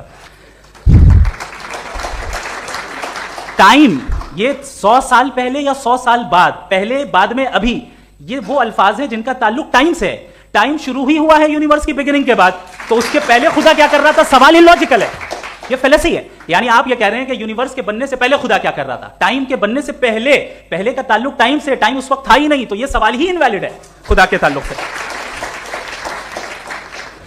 दूसरी चीज, आर्ग्यूमेंट ऑफ कंटिजेंसी जो मैंने आपके सामने पेश की है, आपने बार बार ये प्रूफ किया और ये कह रहे हैं कि गॉड ऑफ गैप्स। देखिए पहले नहीं मालूम था, साइंस ने कर दिया। सिंपल की मिसाल से मैं समझा देता हूं। जिस गैप्स की आप बात कर रहे हैं ना, साइंस उन गैप्स को जिन चीज के जरिए भी प्रूव करेगा वो कॉन्टिजेंट ही होगा, अब चाहे वो फोर्स हो, मैटर हो या एनर्जी हो। लिहाजा सवाल हमारा उस वक्त भी वैलिड होगा जब तक कि आप नेसेसरी बीइंग पे ना आ जाएं, और इन्फिनिट रिगरस पॉसिबल नहीं है of causes in practical world, तो जाहिर है कहीं रुकना पड़ेगा, जहां रुकेंगे वही खुदा है। दूसरी चीज, आपने ये कहा, क्या कह रहा था मैं, किस point, what, oh no, after that, just now, हाँ, जहां रुकेंगे वही खुदा है। बहरहाल, तो टाइम का जिक्र हो गया, गॉड ऑफ गैप, सॉरी, या इसकी एक मिसाल आप ले लें। एक कार है, एक साहब ने देखा कि भाई कार जो है उसके व्हील्स कितने अच्छे लगे हुए हैं, सही जगह पे, स्टीयरिंग जो है कितने अच्छे जगह पे लगी हुई है, और सीट्स कितने वेल डिजाइंड है, कितनी प्रिसाइजली ये कार काम कर रही है, तो जरूर कोई ना कोई इसे क्रिएट किया है, किसी ने क्रिएट किया है। अब जावेद साहब आए और कहे, अरे जनाब बोनेट खोलिए, इसमें इंजन है, इंजन इस कार को चला रहा है, hence prove no one has created the car. This is illogical, this is irrational. आपने इंजन के जरिए उस गैप को तो साबित किया, लेकिन क्या उससे कार की जो क्रिएशन है और उसका जो क्रिएटर है ये इंपॉसिबल हो जाए, ऐसा पॉसिबल है? उसका सवाल खत्म हो जाए, ऐसा पॉसिबल है? नहीं। आपने गैप्स को फिल करके, कॉन्टिंजेंट चीजों से गैप्स को फिल करके हमारे ऑब्जर्वेशन को और ब्रॉड कर दिया। अब हमें और पता चल गया कि ये जो कार है इसका सिस्टम कितना ज्यादा कॉम्प्लेक्स है। पहले कम समझते थे, अब कॉम्प्लेक्सिटी और ज्यादा वाजे हो गई। अब हमें समझ में आ रहा है कि हमारी सर्टेनिटी और बढ़ गई कि जरूर इस कार को किसी ना किसी ने बनाया। यही मामला यूनिवर्स का है। साइंस हमेशा फिजिकल वर्ल्ड की चीजों को ही फिल करती जाएगी और फिजिकल चीजों से ही करती जाएगी, चूंकि एम्पिरिकल एविडेंस का ताल्लुक फिजिकल वर्ल्ड से है। आप साइंस के जरिए मेटाफिजिकल रियलिटी को कभी साबित नहीं कर सकते। ये रॉन्ग टूल का इस्तेमाल करना है। ये वही काम है कि आप मेटल डिटेक्टर से प्लास्टिक डिटेक्टर करने चलें, जो कि जाहिर है सही नहीं है। थैंक यू जी। ये आर्ग्यूमेंट का राउंड 2 है। हाँ। 7 मिनट है। पहले तो मैं आपसे अर्ज करूं कि आपने कहा कि जब कायनात ही नहीं थी तो वक्त भी नहीं था, कुछ भी नहीं था। कैसे नहीं था? खुदा था। एक एग्जिस्टेंस तो था ना खुदा का। तो जब खुदा था तो वक्त भी होगा। ऐसा नहीं है कि कुछ भी नहीं था, खुदा था। अच्छा, बाकी एक आपने कहा साहब आप साबित कीजिए, आपके पास भी लॉजिक है, मेरे पास भी लॉजिक है। आप मेरा जिम्मेदारी नहीं है साबित करना कि खुदा है। बर्टन रसल ने बड़ी अच्छी बात कही। बर्टन रसल ने बड़ी अच्छी बात कही। मैं आपसे अगर ये दावा करूं कि एक चाय की केतली मरीख के चारों तरफ घूम रही है, मार्स के चारों तरफ, तो यह आपका काम नहीं है कि आप साबित करें कि कोई चाय की केतली नहीं है। ये मेरा काम है, मैंने दावा किया है। ये दावा तो मजहबी लोग करते हैं कि खुदा है। मैं क्यों साबित करूं कि नहीं है? जब तक आप मुझे कन्विंस नहीं कर देंगे मैं नहीं मानूंगा। आपकी जिम्मेदारी है, मेरी जिम्मेदारी नहीं है। दोयम ये कि ये जो आप कह रहे हैं, जो गैप्स हैं, ये गैप जब जब किसी मजहब को चैलेंज करते हैं, जब ऐसा कोई बात आती है तो हंगामा हो जाता है कि जब वो चैलेंज करें किसी फेथ को। ये तमाम साइंस जो है इसे मुख्तलिफ जगहों पे मुख्तलिफ वक्तों में मजहब ने रोकने की कोशिश की है। ये किताब है religion and science Burton Russell की, पढ़िएगा, अच्छी लगेगी आपको। तारीख ही है साइंस, मजहब की साइंस से उसका यही रिश्ता है। अच्छा, अब ये हम सोचें कि बहरहाल ये वजूद जो है मजहब और ये बिलीव इन गॉड इंसान को बेहतर बना देता है, तो एक काम कीजिए, हिंदुस्तान वर्ल्ड का नक्शा लीजिए और मार्क कीजिए कि रिलीजन कहाँ कहाँ ज़्यादा है, कहाँ कहाँ, चाहे वो लैटिन अमेरिका हो या मिडल ईस्ट हो या फार ईस्ट हो या हिंदुस्तान के वो इलाके जहाँ मजहबियत ज़्यादा है। रख दीजिए नक्शा अलग। अब दूसरा नक्शा कि कहाँ कहाँ नाइंसाफ़ी, रिप्रेशन, औरतों के हुकूक की पामाली, जुल्म, डिक्टेटरशिप कहाँ है? नक्शा एक ही होगा। तो आप मुझे बताएं कि जो इसका तरकीब इस्तेमाल क्या है? खुदा का तरकीब इस्तेमाल तो बताइए। आप छोटी सी दवा सड़क पे बेचते हैं, उसकी भी तरकीब इस्तेमाल बताते हैं। इसके इस्तेमाल से तो फायदे नहीं हुआ किसी को। जो सारे के सारे खराब मुल्क हैं, खराब समाज है, वो सारे जुल्म खुदा के नाम पे करते हैं। वो गलत करते हैं, सही करते हैं, मुझे क्या लेना देना उससे? इस्तेमाल से मालूम होता ना। एक विस्की की बोतल कभी शायद देखी हो आपने, लाल रंग की होती है, उस पर रोशनी और छपड़ाई इंतहाई खूबसूरत लगती है, क्या बिगाड़ रही है किसी का? उसका इस्तेमाल गलत है, इसलिए आप उसे नापसंद करते हैं। इसका इस्तेमाल गलत है, इस तसव्वुर का इस्तेमाल ही गलत है और हमेशा से गलत हुआ है। आप देख लीजिए, इंसानी तारीख देख लीजिए, आज देख लीजिए, हिंदुस्तान देखिए, दुनिया देख लीजिए, क्या हो रहा है। इसे कैसे इस्तेमाल कर रहे हैं? फेथ वाले लोग क्या फेयर हैं, जस्ट हैं, जो अपने खुदाओं पे यकीन रखते हैं? वो किस तरह के लोग हैं? वो लोगों को इंसाफ देते हैं, वो बेहतर इंसान बने। तो इस दवा का फ़ायदा क्या है? चलो बहुत फ़ायदा हो रहा तो मैं इस्तेमाल कर लूँगा, मुझे तो इस दवा का कोई फ़ायदा दिखता नहीं। मुझे तो ऐसा लगता, मैं एक और बात बताऊँ, अगर कोई आदमी मजहबी है और अच्छा आदमी है तो मैं उसकी बहुत इज्जत करता हूँ, इसलिए कि मेरा ख्याल है मजहबी आदमी का अच्छा होना मुझसे अच्छा होने से ज़्यादा मुश्किल है। भाई हर चीज़ की एक लिमिट है। आप इतना भाग सकते हैं, इतना नहीं भाग सकते, इतना वजन उठा सकते, इतना नहीं उठा सकते, इतना दूर देख सकते हैं, इतना दूर नहीं देख सकते। उसी तरह कॉमन सेंस कहता है कि आप में नेकी का भी एक कोटा होगा। अब आप अगर सुबह जाते हैं अपनी इबादत गाह और इबादत करते हैं तो बाहर निकलते हैं तो आप तो यही महसूस करते हैं कि आपने एक बहुत अच्छा काम किया, आपकी नेकी का एक बहुत बड़ा कोटा खर्च हो गया जिससे किसी का कोई फ़ायदा नहीं हो। मैं तो नहीं जाता हूँ तो मुझे तो किसी को खाना खिलाना पड़ेगा, किसी बेवा की मदद करनी पड़ेगी। मैं अपना कोटा कैसे कंज्यूम करूँ? आप अपना कोटा, सारे मजहबी लोग इंतहाई यूजलेस कामों में यूज़ करते हैं। उसके बाद भी अगर आप में बच्ची है थोड़ी सी शराफत, तो भाई वाह क्या बात है।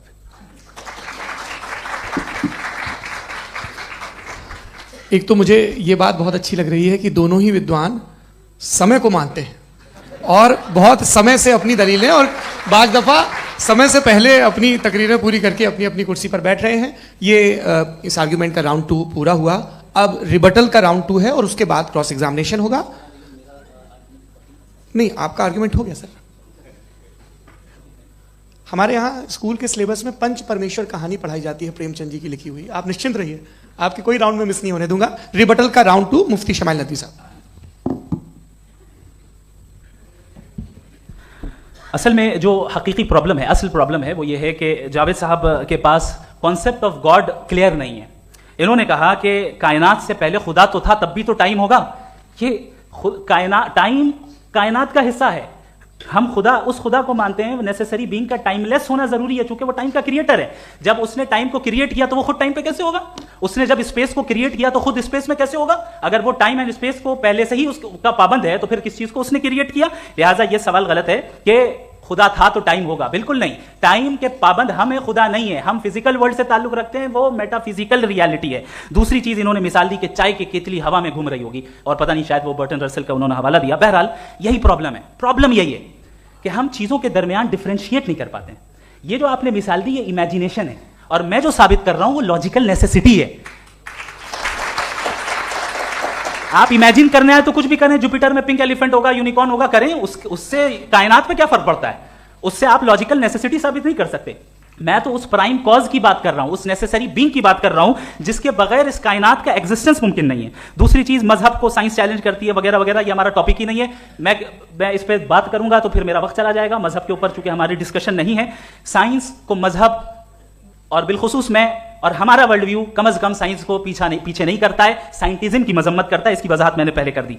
दूसरी चीज इन्होंने कहा वर्ल्ड का नक्शा लीजिए, वर्ल्ड मैप लीजिए, 2 अलग अलग जगह की। हजरत मैंने ये होमवर्क किया था और मैंने मिडिल ईस्ट का एक नक्शा लिया और यूरोप का एक नक्शा लिया, ये मजहबी इलाका और ये लिबरल और एथीस्ट इलाका।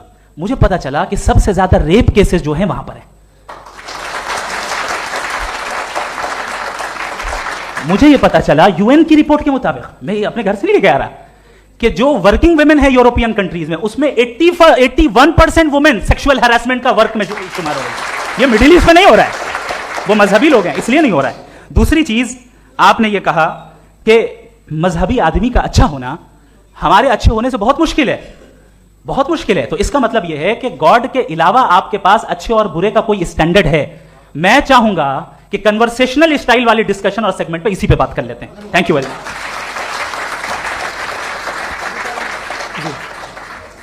ये रिबटल का राउंड 2 है, आपके पास 5 मिनट का वक्त है और इसके बाद क्रॉस एग्जामिनेशन शुरू करेंगे। आप चाहें तो जो इन्होंने सवाल पूछे उनके जवाब आप रिबटल में भी दे सकते हैं। जी जी, देखिए पहले तो ये बात कि ये मिसाल गलत नहीं है, गलत है। इन्होंने पहले ही हमको डिसआर्म कर दिया, कह लिया अकल से मामला सॉल्व नहीं हो सकता, लॉजिक से आप पहुंच नहीं सकते, ये एक मेटाफिजिकल चीज़ है। मेटाफिजिकल अजीब सा लफ्ज़ है, ठीक से किसी को माने नहीं मालूम इसके, तो ऐसा लगता है कुछ बड़ी चीज़ है। अरे भाई क्या होता है मेटाफिजिकल, बताओ, खड़ी हो। ये एक लफ्ज़ है जो कहीं भी इस्तेमाल हो जाता है। जब आप एक बात कर रहे हैं और आप मुझसे बहस कर रहे हैं तो मुझे मेटाफिजिकल मत बताइए, आप लॉजिकली मुझे प्रूव किए। और अगर लॉजिकली आप नहीं बात करते साहब ये मेटाफिजिकल है, तो फिर हम आप बात क्या कर रहे हैं? मेरा आपका किस ज़बान में कॉन्वर्सेशन होगा? और ये कहना कि वक्त पहले नहीं था, तो फिर क्यों कहते हैं ये हमेशा से और हमेशा रहेगा? हमेशा वक्त है, तो आप कैसे कहते हैं वो हमेशा से है और हमेशा रहेगा? हमेशा का मतलब है कोई वक्त, अगर वक्त ही नहीं है तो हमेशा कैसे? बाहर वो रहेगा। अब मैं ये देखता हूँ, आपने कहा ना कि वहाँ रेप ज़्यादा होते हैं, तो हम एक बात देखते हैं कि ये दुनिया जिसपे वो कादर मुतलक है, जिसकी मर्जी के बगैर पत्ता भी नहीं हिलता, ओमनीपोटेंट है, ये दुनिया चल कैसे रही है? और इस दुनिया का हाल क्या है? 45,000 बच्चे जो 10 साल की उम्र से कम थे वो गाजा में मरे। भूख से काला हांडी में बच्चे मरते हैं और डिप्थीरिया से मरते हैं। डिप्थीरिया अजीब मर्ज है, गले में जाली बनना शुरू होती है, बच्चा नीला हो जाता है, गरीब का बच्चा, इसलिए कि उपास ये कादर मुतलक है जो चाहे कर दे। इससे आप दुआएं मांगते हैं हमारी, ये काम कर दे वो कर दे, तो इसका मतलब डे टू डे लाइफ में वो इंटरफेयर करता है और ये देख रहा है वो। अगर वो वाकई भी है फॉर डिस्कशन सेक, तो मैं जब दुनिया देखता हूँ तो मेरे दिल में उसके लिए कोई इज्जत नहीं पैदा होती। ये क्या कर रहे हो तुम पूरे ऑल पावरफुल हो, ओमनीपोटेंट हो, ओमनी प्रेजेंट हो, तुम तो वहाँ गादा में रहे होगे ना, तुम हर जगह हो।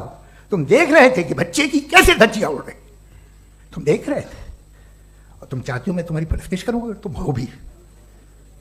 अरे यार इसके अच्छे तो हमारे चीफ प्राइम मिनिस्टर हैं, कुछ तो ख्याल करते हैं।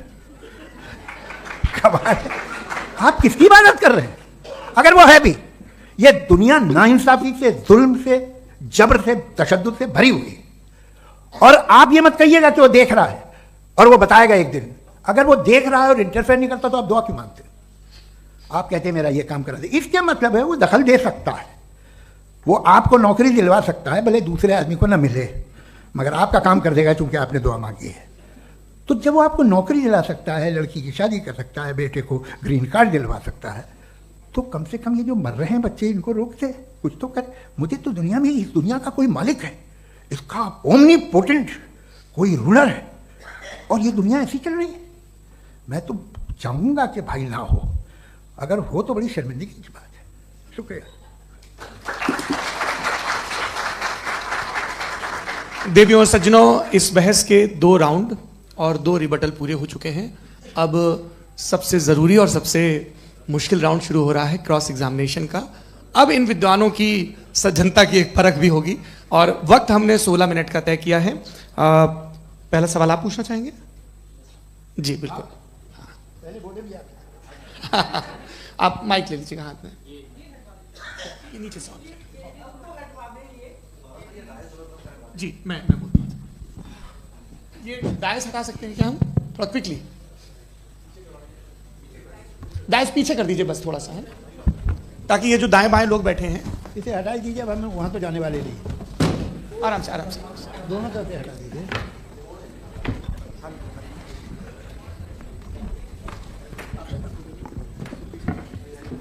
इस बीच आप लोग भी अपने अपने सवाल तैयार कर लें। ये ध्यान रखेंगे कि मैं यहाँ से सवाल लूँगा, आप लोगों को अपना हाथ ऊपर करना है, अपना नाम बताना है और अधिकतम 3 वाक्यों में अपना सवाल पूरा करना है। कई लोग सवाल की जगह भाषण देने लगते हैं, उससे आज बचना है। जी मुफ्ती साहब, पहला सवाल आपका, 16 मिनट है, हम दोनों लोगों के सवाल लेंगे। जी जी बहुत शुक्रिया। आपकी जो अभी बात हुई बहुत अहम थी, मैं इसको चाहूँगा कि आगे डिस्कस करूँ, लेकिन चूँकि अभी वो सेगमेंट है क्रॉस एग्जामिनेशन, तो सबसे पहला सवाल आपसे ये है कि जो मैं इतनी देर से कॉन्टिंजेंसी आर्ग्यूमेंट आपको बता रहा था, ये अकल से ही बता रहा था, हजरत आप ये बताएं कि आप इन्फिनिट रिग्रेस ऑफ कॉजेस को पॉसिबल मानते हैं या नेसेसरी बीइंग के एग्जिस्टेंस को सही समझते हैं? चूंकि 2 ही ऑप्शन हो सकता है, आप ये बताएं। देखिए, आपको मैं ईमानदारी से बात करूँ, एक तो मैं कॉन्टीजेंसी वर्ड ठीक से समझता नहीं, और इस वक्त भी जो आपने अंग्रेजी के अल्फाज इस्तेमाल किए वो ज़रा थोड़े से मुझे डिफ़िकल्ट और कॉम्प्लिकेटेड लगे, तो आप ज़रा सिंपल ज़बान में सवाल कर सकते हैं। बिल्कुल कर सकता हूँ। जी।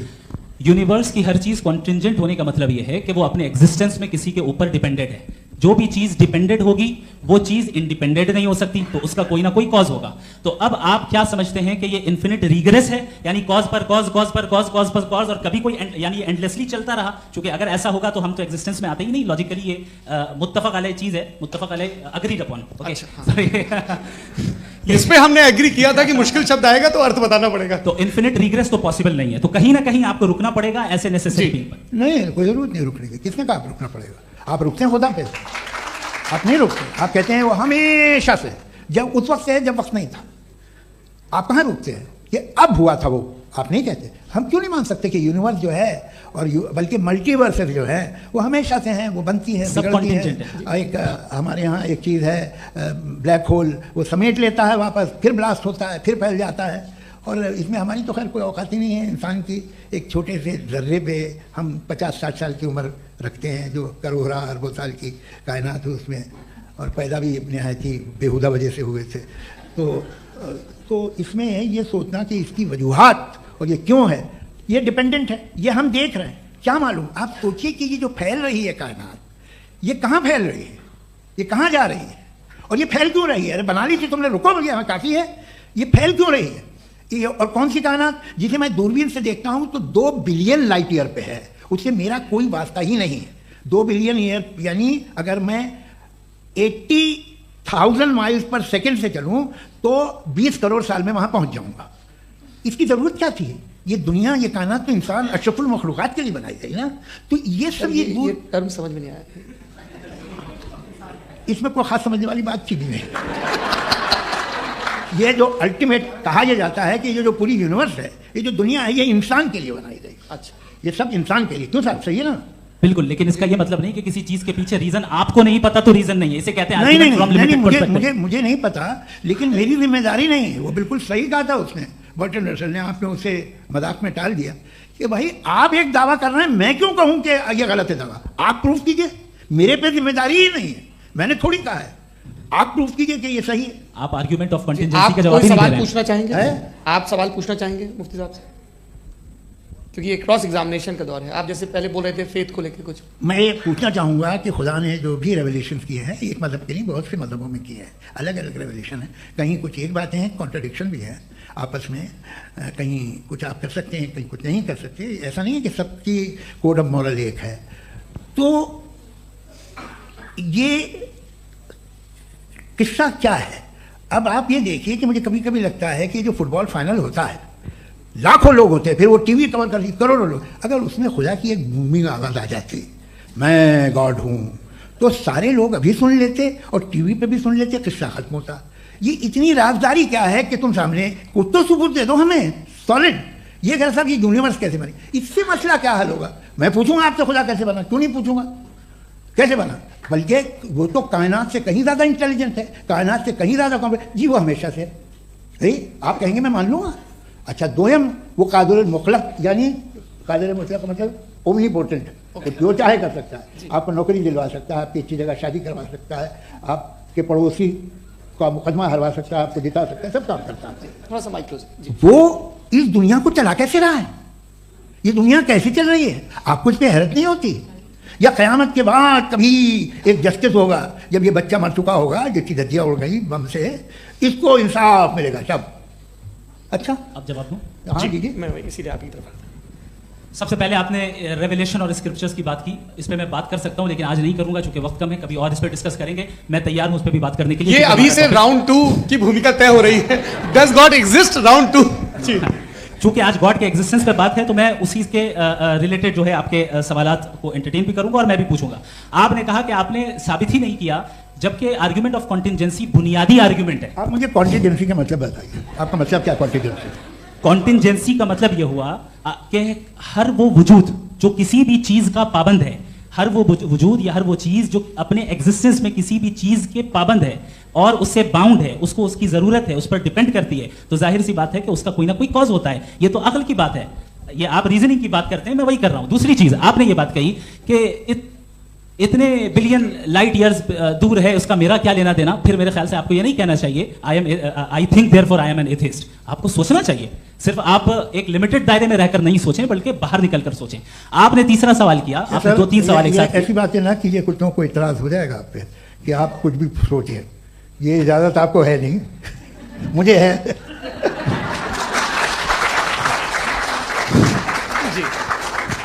आपने प्रॉब्लम ऑफ इविल के ताल्लुक से सवाल किया और बार बार आप एक लफ्ज रिपीट कर रहे हैं कि ओमनीपोटेंट गॉड है, ऑल पावरफुल गॉड है। यही तो दरअसल समझना है कि गॉड का कॉन्सेप्ट क्या है। प्रॉब्लम ऑफ इविल जो है, प्रॉब्लम ऑफ इविल दर हकीकत 2 असम्पशंस पर कायम है। अगर आप इन 2 असम्पशंस को समझ जाएं तो ये प्रॉब्लम नहीं रहेगी, आर्गुमेंट आपको समझ में आ जाएगी कि ये कोलैप्स कर जाता है। पॉइंट नंबर 1, यानी जो आपका सबसे पहला फॉल्स असम्पशन है कि गॉड मर्सीफुल है, ओमनीपोटेंट है, दुनिया में जुल्म हो रहा है। लेकिन आपको यह समझना चाहिए कि हमारे वर्ल्ड व्यू के मुताबिक गॉड सिर्फ ओमनीपोटेंट और सिर्फ मर्सीफुल नहीं है, बल्कि वो ऑल वाइज भी है और वो ऑल नोइंग भी है। उसके हर काम के पीछे हिकमत और विजडम है। ये कोई जरूरी नहीं है कि वो हिकमत और विजडम आपको समझ में आए या मुझे समझ में आए। अगर आप जो समझ रहे हैं उसके मुताबिक आप फैसला कर रहे हैं, ये लिमिटेड पर्सपेक्टिव से आर्गुमेंट है। और इस चीज को हम अपनी दुनिया में, अपने लाइफ में, डेली लाइफ में इस प्रिंसिपल को एक्सेप्ट करते हैं। हम जब किसी डॉक्टर के पास जाते हैं, डॉक्टर के पास जाकर वो अगर उसने हमें कोई दवाई दी है तो हम ये तो नहीं कहते कि जब तक आपके पास जितना नॉलेज और जितना विजडम नहीं है, आपने क्यों ये दवाई दी है, तब तक हम इस चीज को एक्सेप्ट नहीं करेंगे। नहीं कहते, हम उसकी अथॉरिटी को तस्लीम करते हैं। क्यों? क्योंकि उसकी हम जानते हैं कि वो नॉलेजेबल है, वो विजडम वाला है, हमसे ज्यादा नॉलेज और हमसे ज्यादा विजडम है। बताएं सर। डॉक्टर में और खुदा में बड़ा डिफरेंस है। डॉक्टर पढ़ा लिखा होता है, एक तो मैं उसकी बात सुनूंगा। 2 ये नहीं, कुछ जवाब तो ये भी नहीं है सर प्लीज, अगर सब ऑडियंस से बोलने लगेंगे तो फिर मतलब नहीं सिविलाइज्ड बहस का। मतलब आप ये कहें कि क्योंकि आप डॉक्टर पे बिलीव करते हैं इसलिए खुदा पे बिलीव किए, क्या ये मिसाल आपको समझाने के लिए आर्गुमेंट है, इस पे आपको एतराज नहीं है। तो सिंपल बात ये है कि मैं अगर ये यकीन कर लूँ कि एक ओमनीपोटेंट, उसकी मसलहत है, ये जो बच्चे मर रहे हैं ये मसलहत है उसकी, मुझे नहीं चाहिए इसकी मसलहत, उसकी मसलहत नहीं, यही तो समझना है, मतलब एक्सपीरियंस। अच्छा, इस आपने अभी मेरी बात पूरी सुनी नहीं। मैंने कहा आपका पूरा आर्गुमेंट 2 फॉल्स असम्पशंस पर है। एक फॉल्स असम्पशन मैंने बता दिया, दूसरा फॉल्स असम्पशन यह है कि इस दुनिया में इविल के होने का कोई गुड रीजन नहीं है, जबकि हमारे पास बाज रीजंस मौजूद हैं, हमारे पास बाज वजूहात मौजूद हैं। अगर इस दुनिया में इविल ना हो तो आप गुड को डिफाइन कैसे करेंगे? अगर जुल्म ना हो आप इंसाफ को समझेंगे कैसे? अगर तारीकी ना हो तो आप लाइट को समझेंगे कैसे? बहुत अच्छे। अभी और सुन लें, अभी और बाकी है। ये तो बात बहुत पसंद आई साहब मुझे कि जब तक रेप ना हो तब तक औरतों की इज्जत का ख्याल आपने मेरा जवाब पूरा सुना ही नहीं। जब तक के बच्चों का कत्ल ना किया जाए तब तक आपको बच्चों की मासूमियत की इज्जत। आपने पूरा जवाब सुना ही नहीं। क्या बात है, क्या आपने नुक्ता निकाला? आपने पूरा जवाब सुना ही नहीं। आप सुन लें, मेरी बात सुन लें। ये मैंने आपको एक चीज बताई। दूसरी चीज, इस दुनिया में हम आए हैं टेस्ट के लिए, हमारा टेस्ट हो रहा है और हर इंसान का अलग अलग अंदाज में टेस्ट होता है। और इस दुनिया में अगर इविल मौजूद है तो वो इविल जरिया है हमारे अंदर ह्यूमन नोबल क्वालिटीज को डेवलप करने का और अलग अलग फील्ड में प्रोग्रेस करने का। और अगर हमारे अंदर और इस दुनिया में इविल नहीं होता तो बताइए टेस्ट का मतलब क्या होता? अगर मैं अपने स्टूडेंट को एमसीक्यूज दूं और उसमें सिर्फ राइट आंसर लिख कर दे दूं और कहूं तुम्हारा टेस्ट हो गया, ये मीनिंगलेस है। इस दुनिया में अगर हम टेस्ट के लिए आए हैं तो जाहिर है गुड एंड इविल दोनों मौजूद है। तो अगर गुड एंड इविल दोनों मौजूद है तो ये इविल भी खुदा का बनाया हुआ है? जी हाँ, खुदा का बनाया हुआ है। लेकिन अच्छा, चलो अच्छी बात। जी बिल्कुल, तो बिल्कुल मतलब खुदा ने बनाया। अभी तो ये है कि जो मेजॉरिटी है दुनिया में वो इविल है, तो ये खुदा एक्चुअली इविल के साइड पे लग रहा है मुझे। बिल्कुल भी नहीं, मैं बता रहा हूं। मेजॉरिटी में तो वो है। क्या बात कर रहे हैं भाई आप? कोई भी जो मुंसिफ होगा, चाहे आपका अपना घर हो जिसके आप सबसे बड़े हैं, चाहे आपकी ऑर्गेनाइजेशन हो जो आप चलाते हैं, वहां पर आप इविल रखेंगे साबित करने को कि बाकी लोग शरीफ हैं। मेरी बात सुन, क्या ये आर्गुमेंट ही गलत है? अगर कि जब तक के कोई इविल नहीं होगा तब तक के शरीफ आदमी शरीफ नहीं लगेगा। अगर एग्जामिनर गलत ऑप्शन दे रहा है तो एग्जामिनर इविल नहीं हो गया, जो गलत ऑप्शन को सेलेक्ट कर रहा है वो फेल होगा। क्रिएटर ने इविल को बनाया है लेकिन वो इविल नहीं है। अच्छा सुनिए मेरी बात, let me complete sir. Creator ने इविल को बनाया है टेस्ट के लिए, वो इविल नहीं है। इविल वो होगा जो उसे इख्तियार करेगा। छुरी को बनाने वाला गलत नहीं होता है, छुरी का गलत इस्तेमाल करने वाला गलत होता है। रेप को कैसे गलत इस्तेमाल करते हैं? रेप इंसान के फ्री विल का नतीजा है। ये रेप कैसे गलत इस्तेमाल होता है? ये अब सुन ले, अब सुन ले। हाँ मैं बता रहा हूँ, मैं बता रहा हूँ कि जो इविल इस दुनिया में मौजूद है उसके कई सारे तरीके हैं। एक तरीका इंसान का अपना फ्री विल है। अब अगर कोई रेपिस्ट रेप कर रहा है तो इसका गॉड का कसूर नहीं है, वो अपने फ्री विल का गलत इस्तेमाल कर रहा है, उसको सजा मिलनी चाहिए। अच्छा, और उसी के लिए जहन्नम बनाई गई है। ये फ्री विल का भी बड़ा चक्कर। आप जब कोई बुरा काम करते हैं या कोई बुराई होती है तो ये कहा जाता है कि ये फ्री विल है। 7 billion free wills are moving on this planet, 7 billion free will. और एक आदमी अपनी फ्री विल से मुझे कत्ल कर दे तो मैं खुदा की मर्जी से मारा हूँ कि इसकी फ्री विल की वजह से? मेरी मौत खुदा के हाथ है या ये फ्री विल वाले के हाथ है? खुदा ने फ्री विल का निजाम बनाया है और उस निजाम का गलत इस्तेमाल करके कोई आपको मार रहा है, इस्तेमाल करके मेरा कत्ल कर देता है। अब मेरी मौत का जिम्मेदार कौन है? वो इंसान जिम्मेदार है। वो इंसान जी। ये कहना कि और उसको सजा मिलेगी।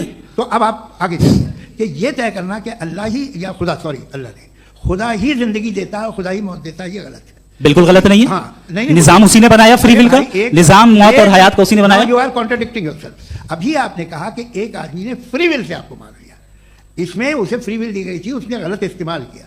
7 billion free wills are moving on this planet और आप चाह रहे हैं कि मैं सिर्फ खुदा का ध्यान करूं। ये 7 बिलियन फ्री विल्स को मुझे लुक आफ्टर करना पड़ेगा कि नहीं? ये तो तबाहियां कर रही हैं और तबाहियां ज्यादा हो रही हैं। बिल्कुल। तो अगर आप बताएं अगर खुदा नहीं है फॉर एग्जाम्पल, तो आप इविल को कैसे डिसाइड करेंगे? यानी how can you define evil objectively without God?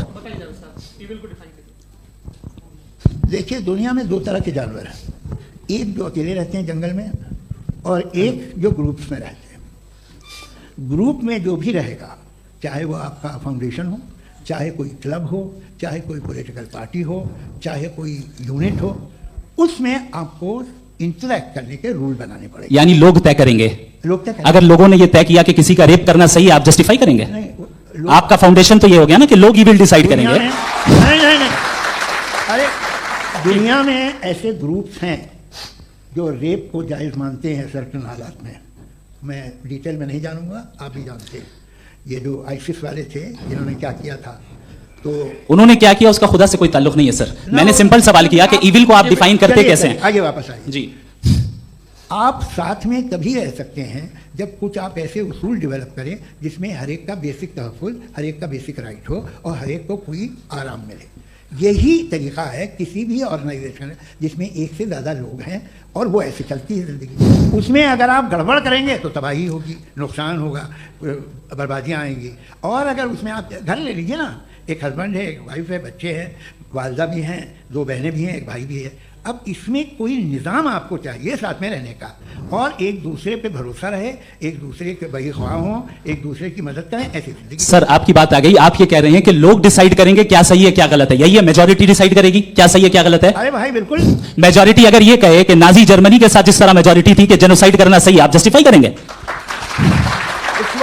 उस वक्त आपका ये सवाल सिर्फ उसके बाद क्लोज करेंगे। हाँ, उस वक्त प्लेनेट पे जो लोग थे उनमें कितने लोग हिटलर को सही समझते? अच्छा, प्लेनेट की मेजॉरिटी तय करेगी सोसाइटी की नहीं, प्लेनेट की मेजॉरिटी गॉड के एग्जिस्टेंस को सही मानती है, आप क्यों नहीं मानते?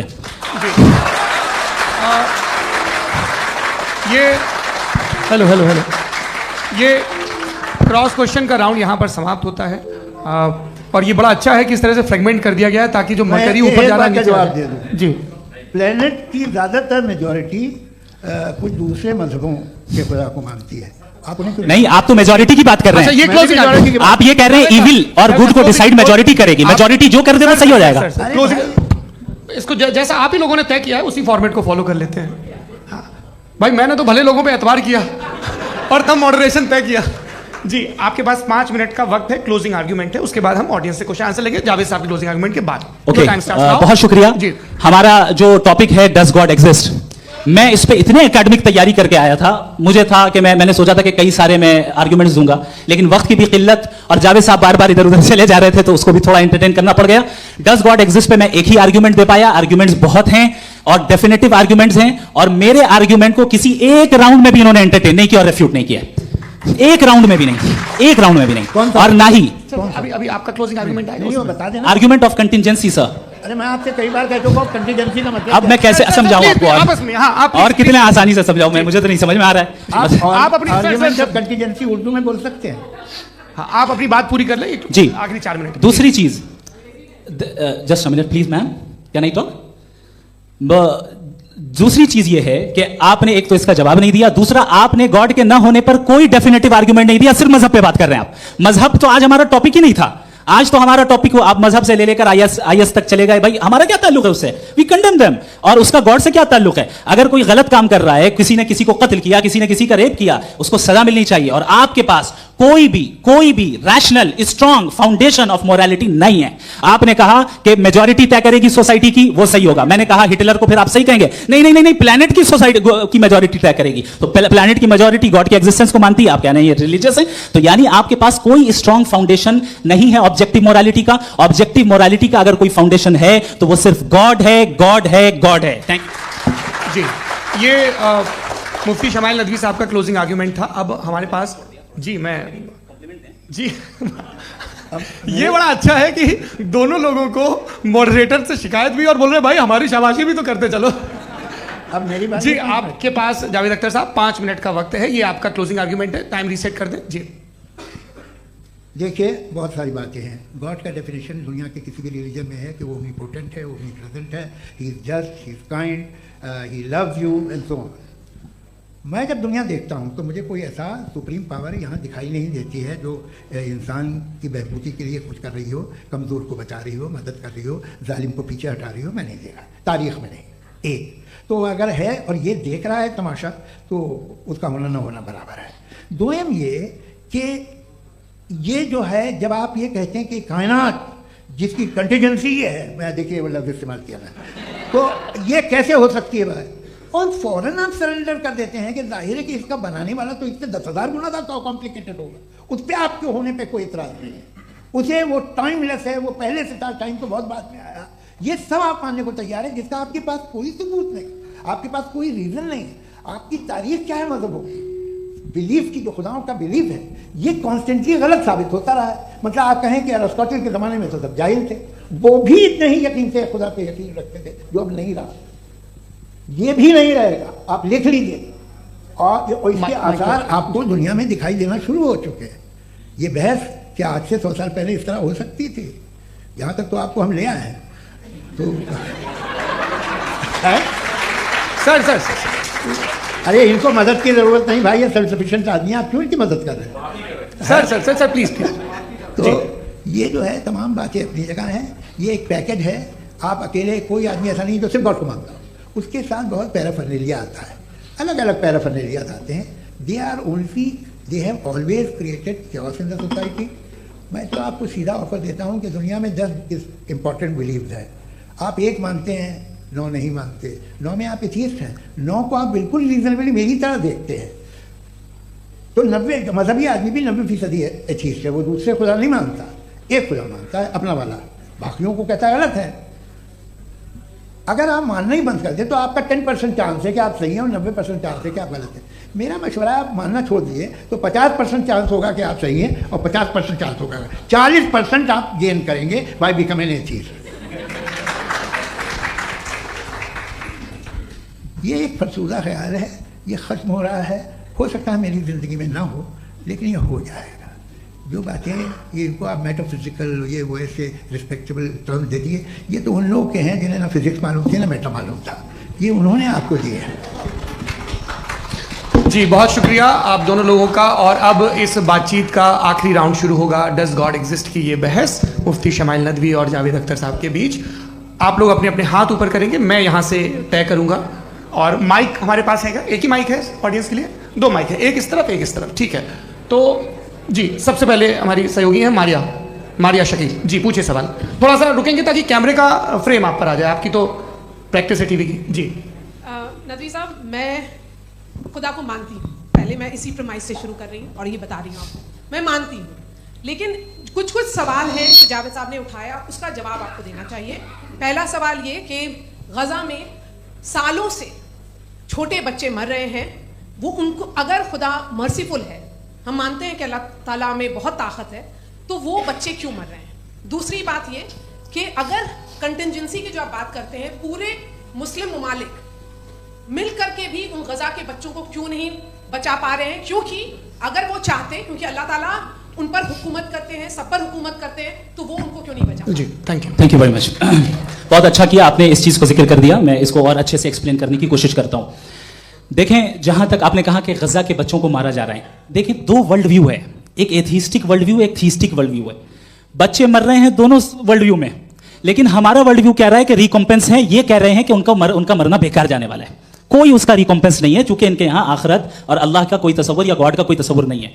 आपने ये सवाल किया कि गॉड मर्सीफुल है, क्यों नहीं रोकता। ये मैंने बताया कि ये मिसकंसेप्शन है लोगों के दरमियान कि गॉड को सिर्फ मर्सीफुल और ओमनीपोटेंट समझते हैं। गॉड के सिर्फ यही दो एट्रीब्यूट्स नहीं है, गॉड के कई सारे एट्रीब्यूट्स हैं, उनमें से अल हकीम भी है, उनमें से ऑल वाइज भी है, ऑल नोइंग भी है। लिहाजा अगर इस दुनिया में किसी को तकलीफ आ रही है और गॉड उसको नहीं रोक रहा है, वो इसलिए नहीं रोक रहा है क्योंकि इंसानों को फ्री विल दिया गया है। ठीक इसी सुनिए ठीक इसी तरीके से अगर एक डॉक्टर किसी छोटे बच्चे को इंजेक्शन लगा रहा है, उसे तकलीफ पहुंच रही है, उसके लिमिटेड पर्सपेक्टिव के एतबार से यह गलत हो रहा है और डॉक्टर बुरा है। लेकिन जब आप ब्रॉडर पिक्चर को देखेंगे, आपके और हमारे पास सिर्फ एक पिक्सल है, हमें इतना नजर आ रहा है कि गजा में कत्ल हो रहा है, लेकिन इसके पीछे कितना रिकॉम्पेंस उनको मिलने वाला है, पूरा पिक्चर गॉड के पास है। तो एक पिक्सल से आप पूरे पिक्चर को कभी भी जज नहीं कर सकती। आप इसमें कुछ जोड़ना चाहेंगे? आपको कुछ बोलना है इसमें? भैया आपने बहुत अच्छा जस्टिफिकेशन दिया, या आप वो जो वहाँ के प्राइम मिनिस्टर इजराइल के उन्हें भेजिए, वो बहुत खुश होंगे। आप जस्टिफिकेशन दे देना कि अगर गॉड नहीं है तो बच्चे क्यों मर रहे हैं, आप बताएं। वो ये सवाल पूछ रहे हैं कि अगर आप ईश्वर का अस्तित्व नहीं मानते हैं तो उन बच्चों की मौत को आप कैसे इंटरप्रेट करते हैं? भाई ये दुनिया जो है, जो ताकतवर लोग होते हैं वो एक नाइंसाफी करते हैं। तो ये अच्छा काम है, आपके नजदीक तो नेचर नाइंसाफी पे मबनी है। अरे मेरे भाई, आप नेचर की कहाँ बात कर रहे हैं, तो इंसान की बात जी, कर ये तो फिर जब मैं इंसान की बात कर रहा था आप नेचर की बात करने लगे। क्रॉस एग्जामिनेशन नहीं। हाँ, अब आप मुझे बोलने नहीं देंगे तो अलग बात है, आप बोलिए, मैं मुझे कोई चीज़ नहीं। जी नहीं, ये क्रॉस एग्जामिनेशन है। मुझे बोल तो लेने दीजिए। जी, बोलिए। क्या बात यह है कि ह्यूमन सोसाइटी तभी साथ में रह सकती है जब वो मोहब्बत से, एकता से, एक दूसरे के एहतराम करके रहे। इसके अलावा पॉसिबल नहीं है, अकेले तो इंसान रह नहीं सकता। वहाँ पर कुछ लोग हैं जो फाउल करते हैं, वो फाउल हमेशा से तारीख में होता आया है। आज ये हो रहा है, जो हो रहा है बहुत बुरा हो रहा है, बहुत जालिमाना है, बहुत जाबराना है। उसको आप कहें कि ये बच्चों को कॉम्पनसेशन मिल जाएगा या इसकी इंजेक्शन है, इंजेक्शन तो हेल्थ के लिए दिया जाता है। आप ये कह रहे हैं कि ये बच्चों की जो धज्जियाँ उड़ रही हैं ये इंजेक्शन है, ये टेस्ट है, ये टेस्ट है और उस टेस्ट में उनको ऐसा रिकॉम्पेंस मिलेगा जो आपके तस्वुर के बाहर है। ये आप 3 बरस के बच्चे को बारूद से उड़ा के टेस्ट ले रहे हैं? वाह, वो नहीं ले रहा है, खुदा नहीं उड़ा रहा है, इजराइल उड़ा रहा है। जी, ये तो उसको अगला सवाल लेते हैं। अगला सवाल लेते हैं प्रोफेसर पुरुषोत्तम अग्रवाल।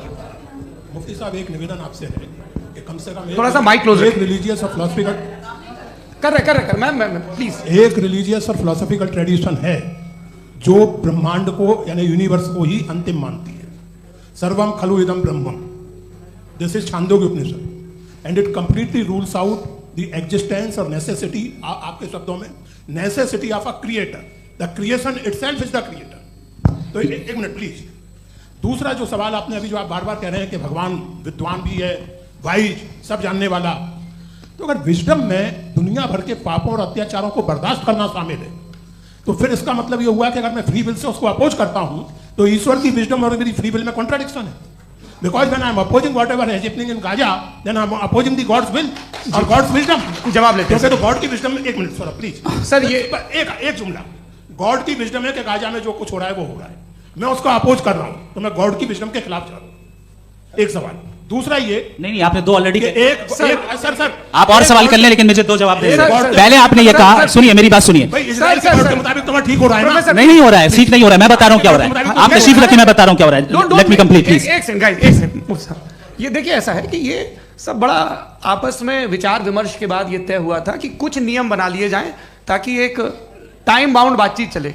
और भाई साहब, आप बड़ा जरूरी काम कर रहे हैं लेकिन कैमरे के फ्रेम में आके उस काम को गड़बड़ कर दे रहे हैं। ठीक है गुरु, अब मेरे को कहीं का गुस्सा कहीं निकालना था, सॉरी। नहीं, कोई गुस्सा नहीं है जी। तो प्रोफेसर ने सवाल पूछे, आप उनके जवाब दें, और थोड़ा ये सब लोग थोड़ा ख्याल रखें भाई, सवाल संक्षिप्त रखें जी। आपने 2 सवाल किया। सबसे पहला ये कहा कि हमारे पास ये कॉन्सेप्ट है कि ये यूनिवर्स खुद नेसेसरी बीइंग है, creation itself is the creator. How irrational is this कि मैं एग्जिस्ट करूंगा बाद में, लेकिन अभी एग्जिस्ट कर भी रहा हूं, यानी एक ही टाइम में एग्जिस्ट भी कर रहे हैं, नहीं भी कर रहे हैं। This is not true. दूसरी चीज आपने कहा कि अगर इजराइल में, सॉरी माफ कीजिएगा, Israel doesn't exist, occupied Palestine में अगर ऑक्यूपाइड पैलेस्टाइन में बच्चों को मारा जा रहा है फ्री विल की वजह से और गॉड नहीं रोक रहा, ये कॉन्ट्रडिक्शन है। ये बताइए कि एक एग्जाम में एक बच्चा गलत आंसर लिख रहा है, सुनिए, एग्जामिनर चाहे तो रोक सकता है, क्यों नहीं रोक रहा है? ये कॉन्ट्रडिक्शन है, ये कॉन्ट्रडिक्शन नहीं है। नहीं सर, ये आपस में जी, ये क्या आपका सवाल? माइक दीजिए। फ्री विल दिया गया है टेस्ट के लिए, अकाउंटेबिलिटी के लिए। अगर फ्री विल नहीं होता तो आप कहते हैं हमें रोबोट बना दिया गया। नॉट मिसरिप्रेजेंट माय पोजीशन, आपकी जो भी पोजीशन, मैं अपनी फ्री विल के नाते, अपने ह्यूमन विजडम के नाते गाजा में हो रही अत्याचार का विरोध करता हूं। बिल्कुल करना चाहिए। के हिसाब से मैं गॉड की विजडम का विरोध कर रहा हूं? बिल्कुल नहीं, समाज हो रहा है गॉड की बिल्कुल भी नहीं, बोले- बिल्कुल भी नहीं। उसका वहां पर गाजा में कत्ल होना ये इंसानों के गलत इस्तेमाल का नतीजा है, फ्री विल के इस्तेमाल का नतीजा है। गॉड इसका हुक्म नहीं देता, उससे रोकता है। यही तो मसला है ना, आपके लिए कॉन्सेप्ट क्लियर नहीं भाई, आपने तो बताया था इंजेक्शन लगाने से बच्चे को तकलीफ होती है, ये इंजेक्शन लगा। सर आप ऐसे रेटोरिक स्टेटमेंट दे तब तो कोई मसला नहीं आपने समझते बोला कि रहेंगे। injection- this is a rhetoric statement, this is not a logical argument sir. I am sorry, I am sorry. आखिरी 30 मिनट बड़े मुश्किल होने वाले हैं। जी मुफ्ती साहब आगे बैठे हैं, इनको माइक दीजिए। हाँ तरुण, माइक आप अपने पास रखिए, आपको कैमरे का फ्रेम पता है। जी सबसे पहले दोनों को मुबारकबाद। एक सर अपना आप नाम बता दें। आप अमेरिका में शिकागो में रहते हैं, इतना मुझे याद है। बताया आपको, यासिर नदीम अलवाजदी मेरा नाम है। जावेद सर आपसे एक क्वेश्चन है इन्फिनिट रिग्रेस के ताल्लुक से। एक हाइपोथेटिकल सिनेरियो है, मसलन अगर आप सर माइक थोड़ा सा प्लीज क्लोज रखिए। ओके। जी अगर आप शायर इसलिए हैं कि आपके कोई उस्ताद शायर थे, और वो इसलिए शायर थे कि उनके कोई उस्ताद शायर थे, और इसी तरीके से हम माजी में पीछे चलते चलते चले जाएं और कहीं ना रुके, तो माफ कीजिएगा आप कभी शायर नहीं हो सकते। लेकिन आप शायर हैं, आपका शायर एग्जिस्ट करता है, इसका मतलब ये है कि आप कहीं ना कहीं रुके हैं। तो मेरा सवाल ये है कि क्या आप इन्फिनिट रिग्रेस ऑफ कॉजेस को लॉजिकल फैलेसी मानते हैं या नहीं मानते? हाँ या नहीं? मैं इन्हें लॉजिकल फैलेसी नहीं मानता हूँ, लेकिन मेरा प्रॉब्लम यह है कि जब मैं नहीं मानता हूँ तो I will continue with this logic जो फैलेसी नहीं हो। आप एक जगह रुक जाते हैं जाके, आप कहते हैं ये गेंद कैसे बनी, ये जजीरा कैसे बना, ये समंदर कैसे बना, ये ज़मीन कैसे बनी, और अचानक गॉड पे जाके आपको ब्रेक लेने जाता है। एक बार आप सवाल नहीं करते कि भाई इनको बनाने वाला तो इनसे भी कॉम्प्लिकेटेड होगा, वो कैसे बना, उसके बारे में आपने इत्मीनान कर लिया, वो हमेशा से है। तो अगर आप उसे हमेशा से मानते हैं तो फिर ये मान लीजिए कि कायनात हमेशा से है, क्या तकलीफ फिर हम वजूद में नहीं आते। जी है? हम मौजूद नहीं। अच्छा सर क्यों नहीं हो मैं सकता? बताऊँ प्लीज प्लीज। जैसे मैंने मिसाल दी आपके शेर, आपका शेर कभी वजूद में ना आता अगर शायर इसी तरह चलते रहता हमेशा। जी माइक मेरे ख्याल से एक सेकंड। इन्फिनिट रिग्रेस का कॉन्सेप्ट क्लियर नहीं हो पाया सर, रहने दें, लेट्स मूव ऑन सर। ठीक है। हाँ थोड़ा सा मॉडरेटर का भी ख्याल रखें। नहीं आपने तो रखा है, आपने रखा है। यहाँ पे गौहर रजा साहब हैं, वो भी एक सवाल पूछना चाहते हैं। माइक यार नीचे से ऑन कर दिए नीचे। पहले तो ये कह दूं कि मैं उन बच्चों से शर्मिंदा हूं जिनको गजा में कत्ल किया गया, क्योंकि हमारे होते हुए कत्ल किया गया। लेकिन उससे ज़्यादा शर्मिंदगी इस बात से हुई कि मुझे लगा कि मुफ्ती साहब उसको जस्टिफाई कर रहे हैं। बिल्कुल भी नहीं, आप बहुत ही गलत मुझे बात लगा कर- मैं गलत हो सकता। बिल्कुल गलत मैं है। सवाल पूछ रहा सवाल हूं, मैं देखिए, सवाल अगर पूछ रहा एक हूं। मैं जावेद भाई से डिसएग्री करता हूं। एक सेकंड देखिए, अगर देखिए ऐसा एक सेकंड आप सर वेट अरे आप कुछ मेरे पहले मुझे अपनी बात कह लेने दीजिए। अगर ऑडियंस तय करेगी तो फिर मॉडरेटर का मतलब नहीं। मेरा आप सबसे ये कहना है, ये बहस दो लोगों के बीच में है, एक तरफ मुफ्ती साहब, एक तरफ जावेद साहब। पिछले 1.5 घंटे से ये लोग अपने अपने तर्क रख रहे हैं। आपकी इनसे इत्तेफाकी हो सकती है, ना इत्तेफाकी हो सकती है। मेरे उस्ताद मुझे सिखा गए हैं कि मुखामुखम में असहमति की गुंजाइश बची रहनी चाहिए। अगर मैं आपकी बहुत इज्जत करता हूं गौहर साहब, आपने जो कमाल की किताबें लिखी हैं साइंटिफिक टेम्परामेंट, लेकिन मेरी ये गुजारिश है आप सबसे कि यदि आप इन लोगों ने जो बोला उन पर टिप्पणियां करेंगे तो ना वक्त की पाबंदी रहेगी ना वो अनुशासन। आप सवाल पूछ लें, उस सवाल में जो बात आ जाए वो आ जाए। मैं जावेद साहब से डिसएग्री करता हूं, इसलिए जावेद साहब से सवाल पूछ रहा हूं। आपका सवाल जावेद अख्तर साहब से। और सवाल यह है मेरा कि जावेद साहब ने कई बार लॉजिक का इस्तेमाल किया कि साइंस में लॉजिक है और रिलीजन में लॉजिक नहीं है। मेरा ख्याल यह है कि रिलीजन में भी लॉजिक है, लेकिन उस लॉजिक की बेसिस यह है कि आप रुक जाते हैं, जिसका जिक्र जावेद साहब ने बार बार किया, यानी खुदा के तस्वुर पे आते हुए, गॉड के तस्वुर पे आते हुए रुक जाते हैं। और इसमें सवाल पूछना मतलब फॉरबिडन होता है। सवाल यह है कि क्या जावेद साहब इससे एग्री करते हैं कि साइंस की लॉजिक अलग है और रिलीजन की लॉजिक अलग है? बताइए सर। देखिए 3 चीज़ें हैं, साइंस है, एक है मंतिक है, इस्तिदलाल है, और एक जो है कुछ भी नहीं है, फेथ है, अकीदा है। मैं अकीदे की लॉजिक का कायल नहीं हूँ। मुझे आप इस्तिदलाल से, लॉजिक से, रीज़न से समझाइए, मैं मानने को तैयार हूँ, मेरा क्या नुकसान होगा। लेकिन ये कि अकीदे पे मैं नहीं जा सकता हूँ। अकीदे का मतलब है कि तुम ये मान लो, सवाल ना करो, ये नहीं। आप सारी बातें करके, बड़ी साइंटिफिक बातें करके एक जगह जाके खुदा के वजूद पे रुक जाते हैं, सरेंडर कर देते हैं। मैं सरेंडर करने को तैयार नहीं। That's all. जी ये आगे सर बैठे हुए हैं, इनको माइक दीजिए। भाई वो आप पूछना चाह रहे थे ना भाई? हाँ नहीं मैं जी आपका नाम? आसिम इफ्तिखार। आसिफ जी पूछे। सर जावेद सर से सवाल है कि आपने अपने माइक थोड़ा करीब क्लोजिंग स्टेटमेंट में बात कही थी कि मजहब का जो फ्यूचर है वो ज़्यादा दिन नहीं जाने वाला है, लेकिन मैं देख पा रहा हूँ कि जो ऑक्सफोर्ड यूनिवर्सिटी की एक स्टडी है 2011 में हुई है, जिसके 50 एकेडमिशियंस ने इसको अंजाम दिया था, उसमें वो ये कहते हैं कि जो फेथ इन गॉड है वो इनबिल्ट है ह्यूमन नेचर के अंदर, जिसको हम कहते हैं फितरत के अंदर शामिल है वो। और वो ये कहते हैं कि अगर कोई ये समझता है कि मज़हब को वो ख़त्म कर देगा तो ये उसकी गलत फहमी है। तो आप इसके बारे में, इस स्टडीज़ के बारे में क्या कहते हैं? ठीक है, मैं उनसे एग्री नहीं करता हूँ। वो कौन से प्रोफेसर होंगे ऐसा? उनके पास डेटा है, इन्होंने डेटा के बेस होगा। डेटा क्या हो सकता है? फ्यूचर का डेटा तो नहीं हो सकता ना उनके पास, प्रेजेंट का डेटा हो सकता है। डेटा आपने सुना 100 साल पहले का बाद का डेटा? मैंने तो नहीं सुना आज तक। तो आज उनकी ये राय है और होगी राय, ठीक है। दुनिया में तरह तरह की राय है लोग, लेकिन मैं समझता हूँ कि वक्त के साथ इंसान ज़्यादा से ज़्यादा रीजनेबल और लॉजिकल होता जा रहा है। आज आप देखिए वेस्टर्न यूरोप में क्या परसेंटेज है नॉन बिलीवर्स की, बहुत हाई। वहाँ चर्च खाली पड़े होते हैं। तो अल्टीमेटली तो इंसान कोई ऐसी बात बहुत अरसे तक नहीं मान सकेगा, चाहे गलत या सही, जो उसे उसके दिमाग को, उसके जहन को, उसके लॉजिक को अपील ना करे। वो कह रहे हैं तो ऑक्सफोर्ड के होंगे तो कैम्ब्रिज के होंगे, तो मुझे क्या लेना देना। उनका डेटा मुस्तकबिल का नहीं हो सकता है। जी दीपक, हाँ पूछिए। मैं आऊँगा, अभी पीछे की साइड भी आऊँगा, माइक वहीं भेजूंगा 2-3 साल के लिए। जी जावेद साहब, आपसे सवाल है। नमस्ते। अरे भाई सर, अगर आप ही लोग तय करना है तो फिर 200 लोग तय कर लें। नहीं sir, please don't do this sir. Everybody has a right sir, but we can only take selected questions. Sir ये यंग लोग भी हैं तो इनकी ये आप उतने यंग, भाई आप यंग हैं कि नहीं हैं? वो कह रहे हैं वो भी यंग हैं साहब, आप उनकी नौजवानी पर दावा उनको ही करने थे। हाँ मुफ्ती साहब आप यंग, हाँ पूछे। अरे भैया सर, मेरा सवाल ये है, इनसे भी तो पूछो जी। नहीं, बस आपसे एक सवाल है। जैसे थीस्टों के पास अपने जो ईश्वर को मानते हैं उनके पास अपने सोशल गेट टुगेदर्स हैं। 5 रोज़ क्रिसमस आने वाला है, होली है, दिवाली है, ईद है। एथिस्ट क्या ऑफर कर रहे हैं? मतलब मैं इनकी दुकान से बोलूं मैं आना चाहता हूं उस तरफ, पर मैं अट्रैक्ट नहीं हो पा रहा हूं। मैं सोशल गेट टुगेदर्स क्या है आपके पास? वो ये कह रहे हैं कि जो धार्मिक लोग हैं, अलग अलग धर्म के लोग, उनके उत्सव त्योहार कांग्रेगेशन बहुत हैं। अब आपको मैं एक सुनाता हूँ, यहाँ हिस्टोरियन भी बैठे हैं। मृदुला जी आप बताइएगा सही है क्या? ये एक कॉन्स्टेंटाइन, एक ग्रीक रोमन बादशाह था जो क्रिश्चियनिटी आने के 400 साल बाद उसने डिसाइड किया कि मैं क्रिश्चियन हो जाऊंगा, मेरी पूरी स्टेट कैंसिल हो जाएगी। उस ज़माने में ऐसे ही होता था, राजा जो धर्म इख्तियार करता था वो जनता भी कर लेती थी। इसलिए कि वो हो गया था बैंकक्रप्ट, और उसे जो मेडिटेरियन कोस्ट के रिच क्रिश्चियन वो थे मर्चेंट, उससे पैसा चाहिए था। तो उसने कहा यार क्रिश्चियन हो जाओ। तो उसने अपने वजीर से कहा कि भाई ये हिस्ट्री है कि अब हम लोग क्रिश्चियन हो जाते हैं। पहले सर हो जाएंगे, कोई प्रॉब्लम नहीं है, लेकिन एक प्रॉब्लम ये है कि 17 दिसंबर से 25 दिसंबर तक जो पेगन फेस्टिवल होता, जो पेगन जो फेस्टिवल होता है वो बंद हो जाएगा, इसलिए कि हम क्रिश्चियन हो गए तो होगा नहीं। तो वो बच्चों को बहुत बुरा लगेगा, पब्लिक को बहुत इन्जॉय करते हैं, खासतौर से 25 को मेन डे। उसने कहा ये तो सही कह रहे हो, ये जीसस क्राइस्ट की पैदाइश कब थी? पहले साहब वो अप्रैल में थी। नहीं, कट करो, वो 25 दिसंबर को। यह हकीकत है।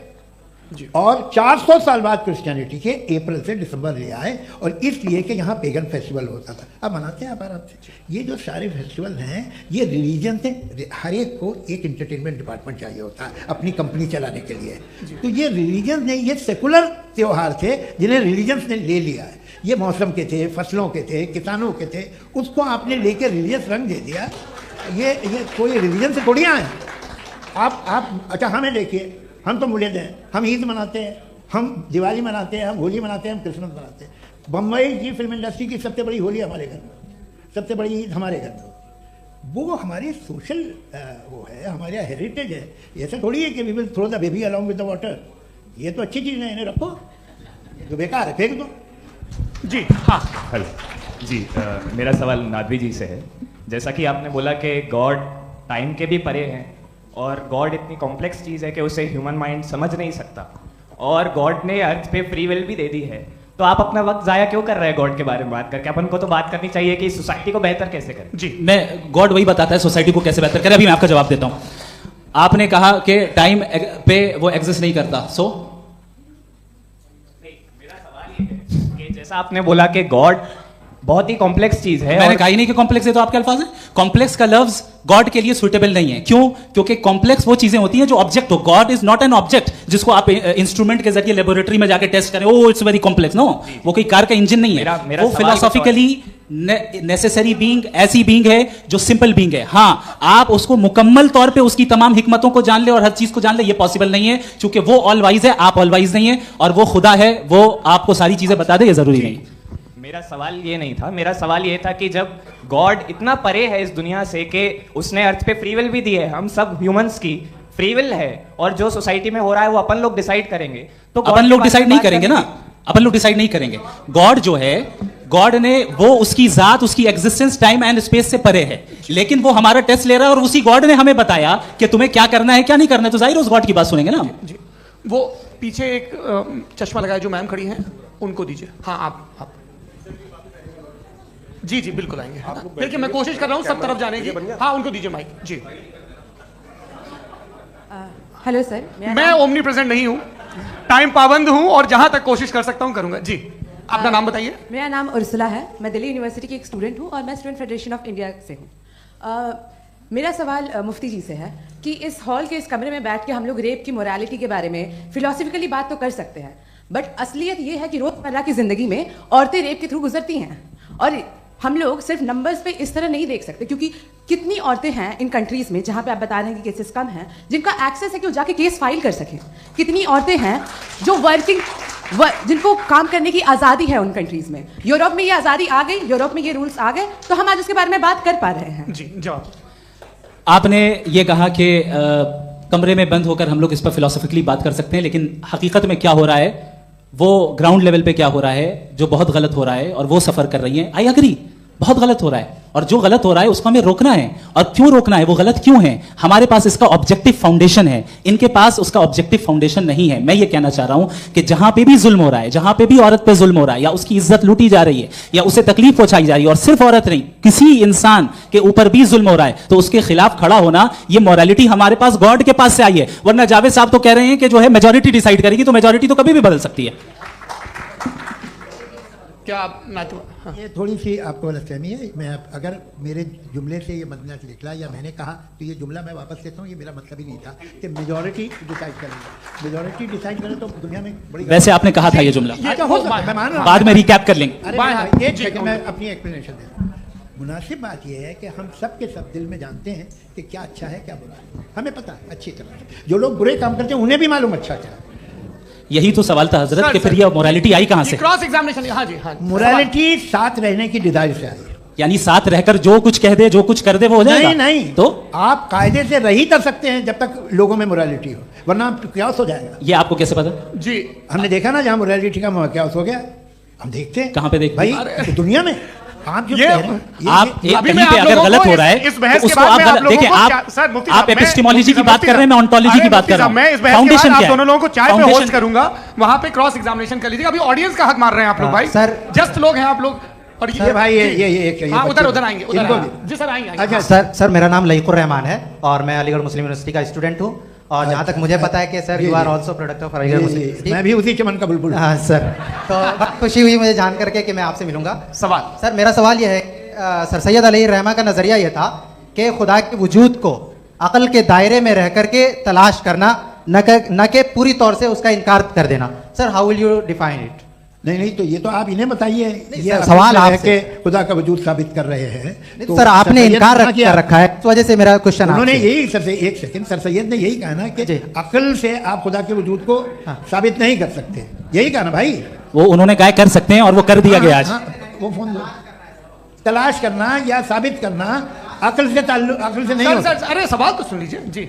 अकल से नहीं हो सकता है, यही कहा ना आपने। अकल से हो सकता है, अरे वो यही कह रहे हैं भाई, आप बता रहे हो सकता है, वो तो कुछ और। आप अगर सर देखो नौजवान फोन ले लो, वो इतनी कमाल की यूनिवर्सिटी है। अरे भाई दे दो ना जरा, एक मिनट दे दो भाई, मेरी बात सुनो, माइक पे बोलो ताकि जो लाखों लोग देख रहे हैं। माइक दे दो ना। अरे देंगे ना माइक, तुम ठहरो तो। हाँ सर, मेरा सवाल ये था कि सर सैयद अलैहि रहमा का एक नजरिया था अपना कि खुदा का जो वजूद है उसको अकल के दायरे में रह करके तलाश करना है, न कि पूरे तौर से इनकार कर देना है। ये उनका कॉन्सेप्ट था। लेकिन मेरा सवाल ये है कि आप इसको कैसे डिफाइन करते हैं, एक्सप्लेन कैसे करेंगे? मैं आपसे जानना चाहता हूं, क्योंकि you are the product of Aligarh Muslim University. मुझे अकल के दायरे में रख के मैंने बहुत तलाश की, मुझे मिला नहीं। हाँ ये इधर वो चश्मा लगाए जो, हाँ उनको दे दीजिए। जी जी फटाफट पूछिए, 5 मिनट है, 5 मिनट में खत्म हो रहा है। हाँ अस्सलाम वालेकुम मुफ्ती साहब। एंड मेरा सवाल जावेद अख्तर साहब से। क्या नाम है आपका? अरे भैया सब मुझे तो क्या पूछ रहे हो यार? फैज पूछिए फैज साहब। तो मेरा सवाल ये है कि अभी जो एथियस्ट है वो problem of evil argument use कर रहे हैं अगेंस्ट मुस्लिम्स, राइट? कि इस दुनिया में इतना सारा ईविल है और अगेंस्ट मुस्लिम तो यहाँ अगेंस्ट थियस्ट। हाँ थोड़ा सा करेक्ट कर लीजिए भाई, पूरी मशक्कत ही इसी बात की थी कि किसी एक मजहब पे बात न टिके। जी, तो बेसिकली ये आर्गुमेंट ऐसा है कि इस दुनिया में इतना ज्यादा ईवल एग्जिस्ट करता है और अगर एक ऑल गुड गॉड है तो वो रोकता क्यों नहीं है? लेकिन इस सवाल में एक हिडन अजम्पशन ये है कि इस दुनिया में ईवल एग्जिस्ट करता है। अब एथियस्ट ये कैसे ऑन्टोलॉजिकली प्रूव कर सकते हैं कि इस दुनिया में ईवल एग्जिस्ट करता है? मैं आपको बताता हूं, थोड़ा सा समझा। नहीं सर, हम लोग इनको सुनिए। नहीं please don't do that. I want to explain ontology. नहीं हम समझ गए सर, इनको अब जवाब देने दीजिए। अच्छा सवाल पूछ लो मैं। अभी तक क्या था वो मैं थोड़ा सा ऐड ऑन कर लेता हूं। तुम गुरु, हम जब इसका राउंड 13 करेंगे ना तब तुमको स्टेज पे बिठाएंगे। जी तो हाँ जल्दी से। तो देखिए एथियज्म के हिसाब से सब कुछ रैंडमली बन गया है, सब कुछ एटम्स और मॉलिक्यूल्स है। एक पत्थर में और मुझ में सिर्फ इतना फर्क है कि हम लोग एटम्स और मॉलिक्यूल्स का अलग अलग रीअरेंजमेंट है। अब एक पत्थर को कोई इंसान तलवार से 2 टुकड़ों में काट दे या मुझे, according to atheism it is same, there is no evil and good according to atheism. जी अच्छा फैज साहब का सवाल ये है कि हाँ कोशिश भी करते तो इससे गलत सवाल नहीं कर पाते। एक लाइफ फॉर्म है और लाइफ फॉर्म में फीलिंग्स हैं, मतलब लाइफ फॉर्म सुनता है, देखता है, टेस्ट कर सकता है, फील कर सकता है। तो उसकी जो ये जो क्वालिटी इस बबल में आ गई है तो वो जानवर में भी है, इंसान में भी है। तो जाहिर है कि उसे कोई तकलीफ पहुंचेगी तो चूंकि उसके पास वो सेंसिटिविटी है तो मैं करेगा। पत्थर में वो सेंसिटिविटी नहीं है। तो ये क्या सवाल हुआ कि अगर पत्थर को काटा तो पत्थर को तकलीफ नहीं होती, तो आपको काटे तो आपको क्यों तकलीफ हो? बैठ जाइए। जी हाँ अगला सवाल। हाँ पूछो जी जावेद अख्तर साहब। अरे भैया सब आप लोग मुफ्ती साहब को छोड़ रहे हैं, मेरे ही पीछे पड़े हैं क्या? फिर चलो बोलो भाई। You asked how God can exist when children die in Gaza. Huh? You asked how God can exist when children die in Gaza, and you also mentioned the rise of atheism in Europe. But the same events also are leading many atheists and non-believers to turn towards faith. How do you interpret this contradiction, where suffering pushes some away from God, yet brings others closer to belief? देखिए आपको एक बात बताऊं, दुनिया perfect तो कहीं भी नहीं है, हर जगह कुछ खामियां हैं। बेटा एक मिनट, मैं आप ही को कहेंगे, देखो वो तो कुछ खामियां, कमज़ोरियां, खराबियां सब जगह है।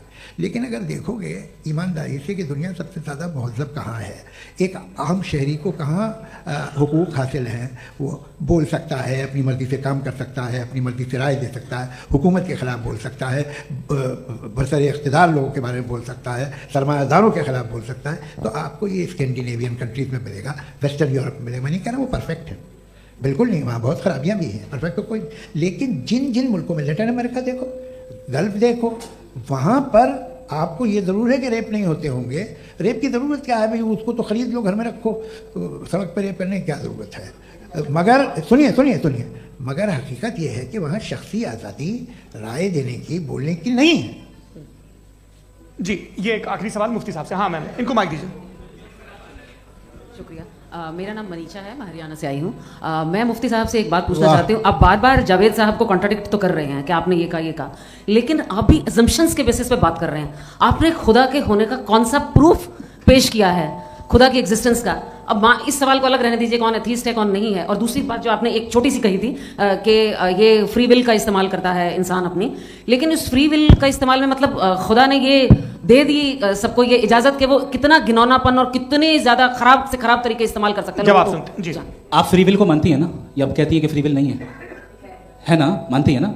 तो अब आपके पास इसका कोई एक्सप्लेनेशन नहीं है कि अगर एक इंसान उस फ्री विल का इस्तेमाल करके गलत काम कर रहा है और बच के अच्छी जिंदगी गुजार के निकल जा रहा है, उसका कोई रिकॉम्पेंस नहीं है। हमारे वर्ल्ड व्यू में जो इंसान गलत काम कर रहा है उसको भी रिकॉम्पेंस यानी उसका बुरा बदला मिलना है, और जो सही काम कर रहा है उसको सही बदला मिलना है। लिहाजा जो फ्री विल है वो इस तरीके से है कि एक लिमिटेड टाइम तक खुदा ने मोहलत दी है। ऐसे नहीं कि छूट देती, जो करना है करते रहो हमेशा। वक्त आएगा जब एग्जाम का टाइम खत्म होगा तब रिजल्ट आएगा, दौराने एग्जाम जबरदस्ती आपको नहीं बताया जाएगा। अरे भाई एक सेकंड, जी सवाल मुफ्ती साहब से मेरा, मुफ्ती साहब से जी मैं रुक जाइए, आपसे फोन, आप इसके बाद आपसे माइक नहीं रहेंगे। बोलिए। मैं मुफ्ती साहब एक ही सवाल करता हूँ कि अगर जो हो रहा है फ्री विल से हो रहा है और एक दिन बरोज़ क़यामत इंसाफ होगा मैशर में वगैरह वगैरह, तो दुआ क्यों मांगते हैं लोग?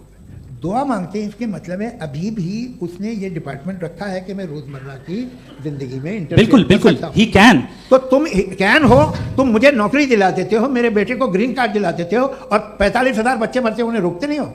नहीं तो क्या आप ये कह रहे हैं कि इस दुनिया में जालिमों को कभी पकड़ ही नहीं होती है? अरे जो भी पकड़ होगी, वो बच्चे रोते हैं। बिल्कुल, देखिए मैंने अपने ओपनिंग स्टेटमेंट में यही कहा था कि जनाब जावेद साहब सिर्फ इमोशनल आर्गुमेंट देंगे। This is an emotional argument. ये छोटे मोटे इसके पीछे का रीजन मैंने बताया क्या है, देखिए मैं बार-बार यहाँ पर मंच से आप लोगों को सज्जनों इसलिए कह रहा हूं ताकि थोड़ा सा आपके कॉन्शियस पे जोर रहे कि आपको ऑर्डर बचा के रखना है। वक्त तय हुआ था, ये वक्त पूरा हुआ, आपने इतने धैर्यपूर्वक सुना, मैं आप सबका बहुत बहुत शुक्रगुजार हूं। यदि इन दोनों विद्वानों की इच्छा होगी तो कभी हम इस बातचीत का राउंड 2, राउंड 3, यही तो देखिए खूबी है इंसान की कि बहस मुबाहसे में वो पड़ा रहता है। आप लोगों ने बड़े धैर्य का परिचय दिया, बहुत बहुत शुक्रिया। इसी के साथ ये बातचीत यहाँ पे आप समाप्त लोगों को होती है। मैं एक बात बता दूं, ये सारी बहस हो गई, अब मुफ्ती साहब और बड़े मुफ्ती साहब इन सब के साथ मैं खाना खाने वाला हूँ।